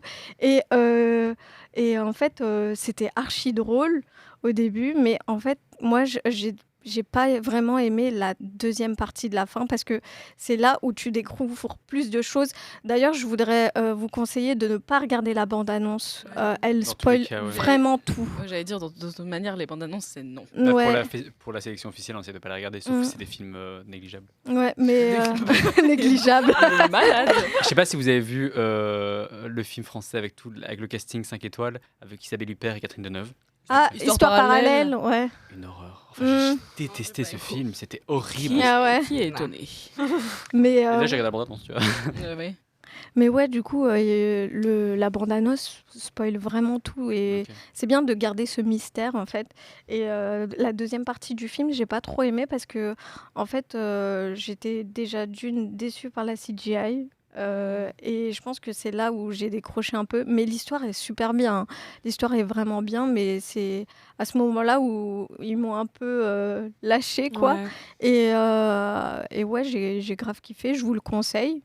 Suite aux reviews, notamment des spectateurs, au cas où pour les auditeurs qui nous écoutent, la CGI de Hope a été retravaillée justement pour la sortie en salle. Et donc, normalement, elle sera beaucoup plus qualitative. Notamment aussi le montage son, apparemment, qui est problématique à certains moments. J'ai vu les reviews hier, du coup, pendant la nuit. J'ai regardé un peu Ouais. tous les trucs, et donc ça va pas mal changer. Ouais. Surtout la CGI. Bah, Là, j'espère ils bien. sont nouveau en tournage. Tu as vu Ah le ouais. brouillon, chap. Ouais, franchement, j'ai conseillé à mon père qui est vraiment fan de films coréens. Je lui ai dit, écoute, je sais que tu vas kiffer, on va aller le voir. Mais en même temps, je me disais, purée, il va se dire, mais c'est quoi cette merde vers la fin C'était un peu what the fuck, mais j'ai complètement adoré. Franchement, c'est vraiment les courses-poursuites, c'était un chef-d'œuvre. Vraiment, c'était un truc où j'étais. Avant de voir La Bête, t'es là en mode purée, qu'est-ce que c'est et tout. Mais ouais, j'ai kiffé. Et puis après, en deuxième, ça sera Fjord. Ça sera Fjord, même s'il y a Sébastien Stan. J'ai kiffé. En fait, c'est vraiment l'aspect politique du truc qui m'a vraiment plu. En fait, t'es vraiment dans un entre-deux. Tu sais pas dans quel camp choisir. Et c'est vraiment cette maîtrise du scénario que j'ai kiffé aussi par rapport au film. Et pour la faire courte, en gros, c'est une famille romano-norvégienne qui va s'installer dans un petit village au bord d'un fjord en Norvège. Et du coup, à un moment donné, ils ne posent pas de problème, ils sont tranquilles. On sent un petit peu qu'il y a des petits trucs où les enfants, ils n'ont pas le droit de jouer dehors, etc. Tu dis, bon, ok, d'accord. Et c'est une famille qui est pieuse, qui est vraiment dans la religion et tout. Et à un moment donné, du coup, il y a un des enfants qui va se retrouver qui se retrouve pas, mais comment dire, il y a un des enfants qui va avoir des bleus. Les enseignants vont voir qu'il va avoir des bleus. Et du coup, on se pose la question, est-ce que les enfants sont battus ? Est-ce qu'il y a des violences faites aux enfants ? Et en fait, c'est vraiment le questionnement de est-ce que c'est vrai ou est-ce que c'est pas vrai ? Mais aussi, est-ce que tu es dans le camp des parents, parce que du coup, ils essaient de se justifier et tout. Et puis, tu as aussi cette sympathie, parce que tu te rends compte que les parents sont pas méchants, etc. Mais en même temps, tu te dis... Parce que faut savoir qu'en Norvège, il y a vraiment des lois strictes par rapport aux violences faites aux enfants, etc. Donc, tu te dis... mais sur quel pied danser, en fait, de quel camp choisir. Et j'ai adoré, en fait, ce truc-là, parce que même après le film, tu te poses la question, mais si je suis dans ce camp-là, ça veut dire que c'est vraiment pas ce que je pense, habituellement et tout. Et je pense que c'est mérité pour la Palme d'Or, mais pour moi, ma Palme d'Or de cœur, c'est La Bola Negra. Franchement, j'allais pleurer. J'étais toute seule. En plus, j'étais au Grand Théâtre Lumière à ce moment-là. Donc, c'était vraiment une autre ambiance. J'étais vraiment devant l'écran et c'était vraiment trop bien. Franchement, quand je l'ai vu, j'ai envoyé un message à Lucie en vocal. J'ai dit, s'il te plaît, regarde-le parce qu'il est trop bien. Et je suis sûre que tout le monde va l'adorer. Et dans le groupe WhatsApp avec tout le monde, on s'est dit, mais si La Bola Negra ne gagne pas, on comprend rien. Mais je suis quand même contente qu'ils aient gagné du coup le prix de la mise en scène. Au moins, ils ont eu ça, quoi. Mais franchement, La Bola Negra, c'était vraiment une claque visuelle en termes de photographie, de mise en scène. C'était vraiment bien réalisé, c'était maîtrisé. Et même le scénario, j'ai trop kiffé. Tu t'attaches aux personnages, chacun d'entre eux. En plus, je les ai vus aussi.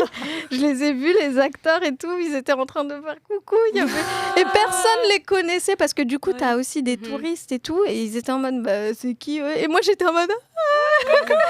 Et ouais, ils étaient trop choux. Et c'est quoi l'histoire du film ? Alors, Bonne chance pour la résumer. Ouais. Je En vais sans fermer mes spoiler, oreilles, je vais sans fermer mes spoiler. oreilles, je veux aucune info. Non, moi non plus en vrai. Ah ouais. Bien vu. En gros, l'histoire de La Bola Negra, c'est 3 personnes. Il faut voir là dans le studio, il y a Eva et Marco qui sont partis de se boucher les oreilles. C'est un peu troublant, mais du coup, attendez, je vais essayer de regarder mon truc pour pas vous spoiler davantage. Mais en fait, c'est 3 hommes qui sont issus d'époques différentes. Ils voient un peu leur destin basculer à travers le temps. Et en fait, c'est des homosexuels dans différentes époques. Et donc, du coup, tu as 2017, je crois que c'était 37, 32 et 37. Ouais, c'est ça. J'ai la truc Letterboxd sous les yeux. Et du coup, tu as des époques différentes. Et ouais, en fait, ce qui est bien, c'est que tu vois l'évolution, mais tu vois en fait le récit qui se croisent entre chaque époque. En fait, ils sont vraiment... comment dire ? C'est vraiment genre un truc qui les lie entre eux et qui fait que c'est trop beau, en fait. C'est trop beau. Je sais pas comment en parler. Non, mais c'est bien. C'est bien de rester un peu vague. Ouais, ça me fait un peu penser à un film qu'on a vu pour ce podcast, Sound of Falling. Je pense que j'étais la seule à l'avoir vu, où c'est aussi...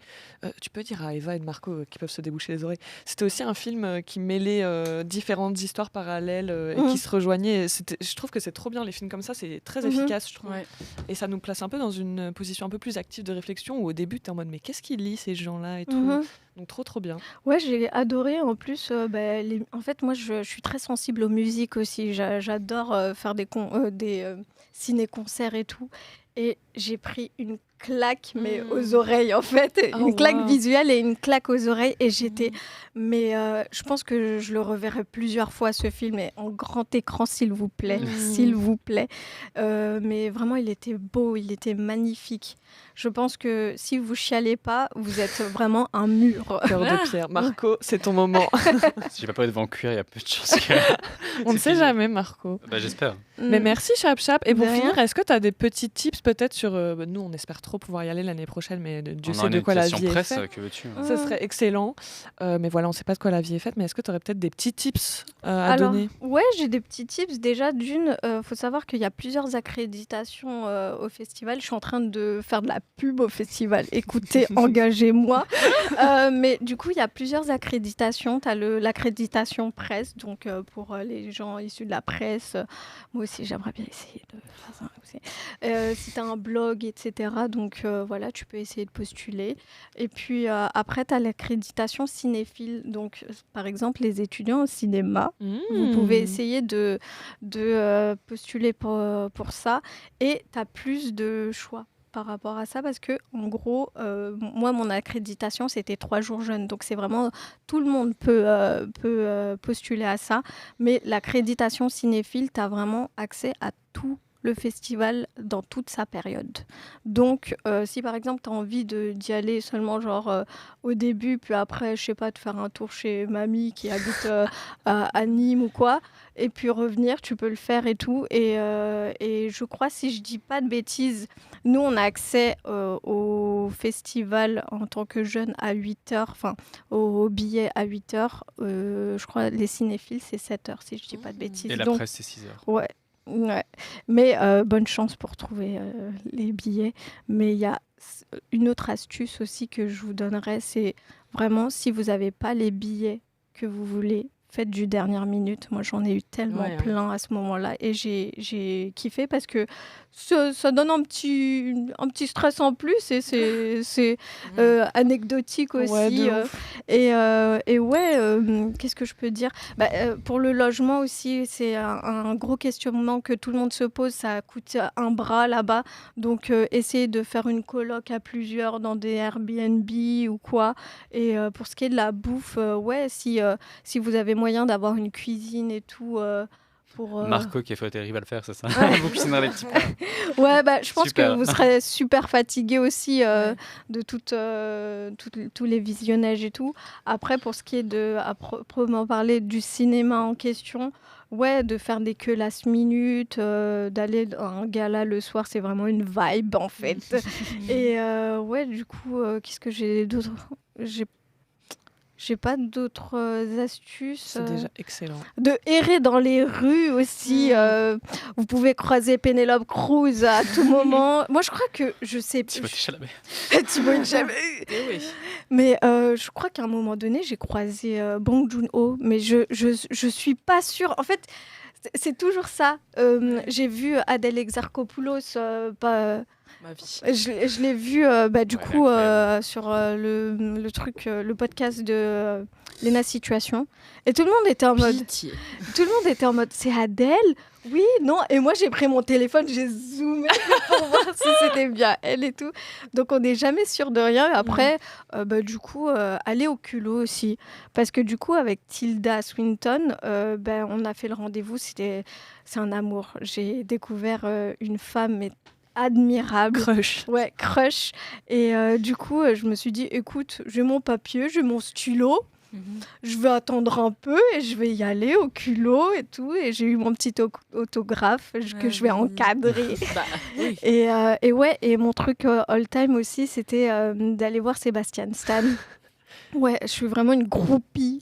Mais du coup, je me suis dit, pendant la cérémonie de clôture, qu'il fallait que je le voie. Et par chance, je l'ai vu. Et on a Est-ce que tu as persévéré? Ouais, on a Wow. pris un petit selfie et je te jure, j'étais trop contente. Je me suis dit, mais c'est ça le festival de Cannes. Et franchement, c'est une vibe, vraiment, c'est une ambiance qui est trop cool et tout. Et justement, comme je suis restée un petit peu après le festival, là, c'est autre chose. C'est autre chose, c'est pépère, c'est tranquille, c'est touristique, quoi. Mais c'est un peu genre en mode... j'avais été aussi un peu mal à l'aise par rapport au... C'était un peu m'as-tu vu aussi, Cannes. Hein. C'est sûr. Ouais. Ouais, ce genre d'événement de cette Ouais. envergure-là, il y a indéniablement une partie de gens qui viennent pour être vus là-bas. Ouais, c'est ça. Malheureusement. Oui. Mais c'est trop cool. Mm. C'est vraiment trop cool et je vous espère à toutes et à tous que vous pourriez un jour... Le problème, c'est que c'est en mai. Hein, et en mai, Les examens. écouter. Les gars, on s'organise, il n'y a pas de souci. Mm. il y a des priorités. Il y a des priorités. Je suis Absolument. Bah ouais, c'est ça. Surtout que l'année prochaine, c'est les 80 ans, donc qui sait. Mhm. On va attendre Ouais. les 100 ans. Ah non. Non. Mais merci beaucoup, Chap De Chap, rien, pour pas de toutes ces soucis. infos. Merci. Merci. Pas de soucis. Avec nous sur le tapis rouge, le réalisateur Christian Mungiu, accompagné de ses interprètes, Renate Renzo, Sébastien Stan, Isaac Cohen, Enrique Ludolfen, Vanessa Seban, Jonathan Sophia. Bonjour, vous êtes sur 48 FM et vous écoutez 24 images secondes, votre podcast étudiant de cinéma. Tout de suite, on va vous parler de nos palmes de cœur. Et pour commencer, commençons par le commencement. Le commencement étant... Au commencement, il y avait les femmes, on va dire. Vas-y, Allez. Eva. Du coup, moi, j'hésite entre deux. Ah, un seul. Un seul. Il est strict, hein. Ah Aïe, aïe, aïe, la tyrannie. Alors, je vais dire blow up. Blow up. On en a déjà parlé, c'est On vrai en a ça. déjà parlé, donc je vais pas Ok. Blow up. m'attarder dessus. Je pourrais. Une qualité au film? Pourquoi c'est celui-là et pas un autre? Un qui fait que c'est ce film parmi Oh waouh, son rapport à la réalité. tous. Rapport à la réalité. Ok. Les Héloïse? gars. Moi, je dirais Sex, Lies and Videotape. Oh tiens. Tiens donc Sexe, mensonge et vidéo, je crois que c'est ça le titre en français, de Steven Soderbergh. Parce que I love James Spader et kinky movies. Et genre, ce film est prom dog excellent. J'étais, anecdote, au Cultivarium. Je l'ai vu. Non, je l'ai pas vu. En gros, je l'ai parcourais... entendu. Non, mais attends, parce que je parcourais. Et je sais pas, genre, j'étais à un certain endroit et je me suis dit, vas-y, je repasserai après. Genre, j'ai fait la moitié, puis j'étais en mode, j'irai après et tout. J'étais avec ma belle amie Sarah, qui a fait l'intégralité du bac et qui est tombée sur ce DVD. Et qui donc l'a pris et j'étais dégoûtée. Mais j'avais pris Léon Morin une autre fois, donc c'est ok. C'est de bonne guerre. Mais oui, ce film est excellent et je le recommande. Voilà. Top. Merci. Ah, ça moi. Chap. Chap. Moi, je vais pas aller trop loin. C'était Fjord, du coup. Ouais. Mais j'ai vu Parasite, mais je vous avoue que j'ai pas trop accroché. Vous allez me taper. Non. Non, je l'ai vu une fois. Je pense qu'il faudrait que je le revoie une deuxième fois pour posément, tranquillement, pour une deuxième lecture du film. Mais ouais, j'ai adoré Fjord. Mhm. J'accepte. Oh, fun fact d'ailleurs par rapport à Parasite, c'est le seul film à avoir gagné la Palme d'Or et l'Oscar du meilleur film. Bravo. Wow. C'est Bravo la à question lui. du TTMC, c'est pour ça je me suis dit, allez. Ouais. J'hésitais aussi avec Parasite, mais finalement, je vais choisir Anatomie d'une chute de Justine Triet parce que vraiment, un film qui m'a un peu bouleversée. Et pourtant, je l'ai vu sur téléphone, voilà, chose à ne pas faire. Mais Wow. j'avais tellement Fou envie rire. de le voir que je ne l'ai que trouvé sur une appli un peu obscure qu'une de mes copines m'a recommandée. Et j'espère que je ne suis pas surveillée maintenant. Bon, je ne sais pas quoi. Mais franchement, c'est l'un des grands films qui m'a transcendée. Je pense que ce serait même dans mon top 10 de films préférés. Donc voilà. Alors. Très mindfuck ce film, j'aime beaucoup. Mhm. Et l'actrice Sandra Hüller, trop forte. Ouais, Chouette. l'une des Bravo à elle. meilleures. Oui, je termine du coup. Et moi, mon préféré, j'en avais parlé la dernière fois, mais c'est les parapluies de Cherbourg, du coup, de notre Jacques Demy préféré, Bien que sûr. je considère être un mastodonte. Ouais. Je pense que Parasite en ferait partie aussi de mes préférés parce qu'il est quelque chose un peu incroyable. Exceptionnel. Mais non, c'est celui-là. Alors, choisir un seul, celui qui me réconforte le plus et qui a à la fois une maestria, c'est celui-là. Je l'aime trop. Il y en a tout plein d'ailleurs. N'hésite pas à regarder parce que la plupart sont quand même très connus. Et voilà, c'est fou en fait. Genre Apocalypse Now serait sûrement dans mes tops si je l'avais vu. Sûrement, on ne le saura jamais. On le saura un jour. On le saura un jour. Donc pour conclure ce magnifique podcast, et parce qu'on a une invitée de renom, est-ce que vous êtes prêts et Oui. prêtes Les règles de rapide et curieux. Attention, les règles sont strictes et évidentes.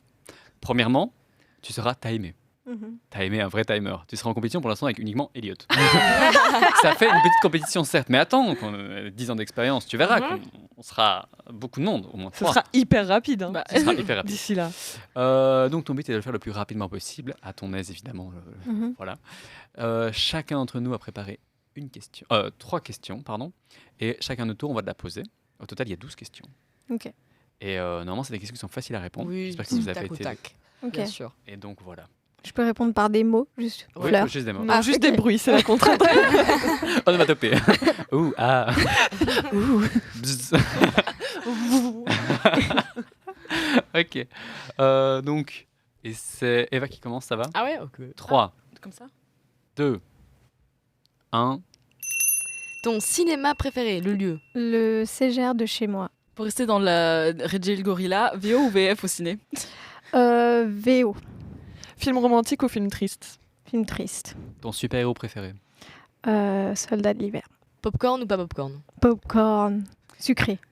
Bien sûr. On va au ciné en salle ou en plein air En salle. Voir un film seul ou accompagné? Seul. Antagoniste préféré? Joker. Parce que j'ai aucune inspi. Et ta couleur préférée? Bleu. Comme ou mes yeux. Oh. Un ou une réelle adorée Les Russo. Si tu travaillais dans le monde du cinéma, tu voudrais avoir quel rôle, quel métier? Je pense que j'aimerais être bruiteur. Ouais, c'est bien ça, non? Sound designer. Ouais. C'est original comme réponse, je m'attendais pas à ça. Le film que tu détestes? Que je déteste. Oh là là, j'ai jamais pensé à cette question. Là, maintenant, je commence à stresser. Là, j'ai la goutte au front. Le film que je déteste. Il faut qu'on donne des... Ouais, vous avez des inspi? Lambda. Le film que je déteste. Mario. Ah, Nora Queer. Ouh là, toi. Le timer tourne. Allez, je vais continuer dans les films de super-héros. Suicide Squad. Ah, ok, bravo, chap chap. Ding ding ding ding ding. Et voilà, c'est la fin de notre petit podcast d'amour. Bouh. Donc merci de nous avoir écoutés. C'était évidemment 24 images secondes, en direct ou pas, de 48 FM. À la semaine prochaine, toujours midi, donc le jeudi midi, ou alors en rediffusion sur Deezer, Apple Podcast, Spotify, etc. Et la semaine prochaine, on reprend les actus. Et comme d'habitude, si la photographie, c'est la vérité, le cinéma, c'est 24 fois la vérité par seconde. Waouh. Merci Marco. Merci à vous. Gros bisous. Bisous.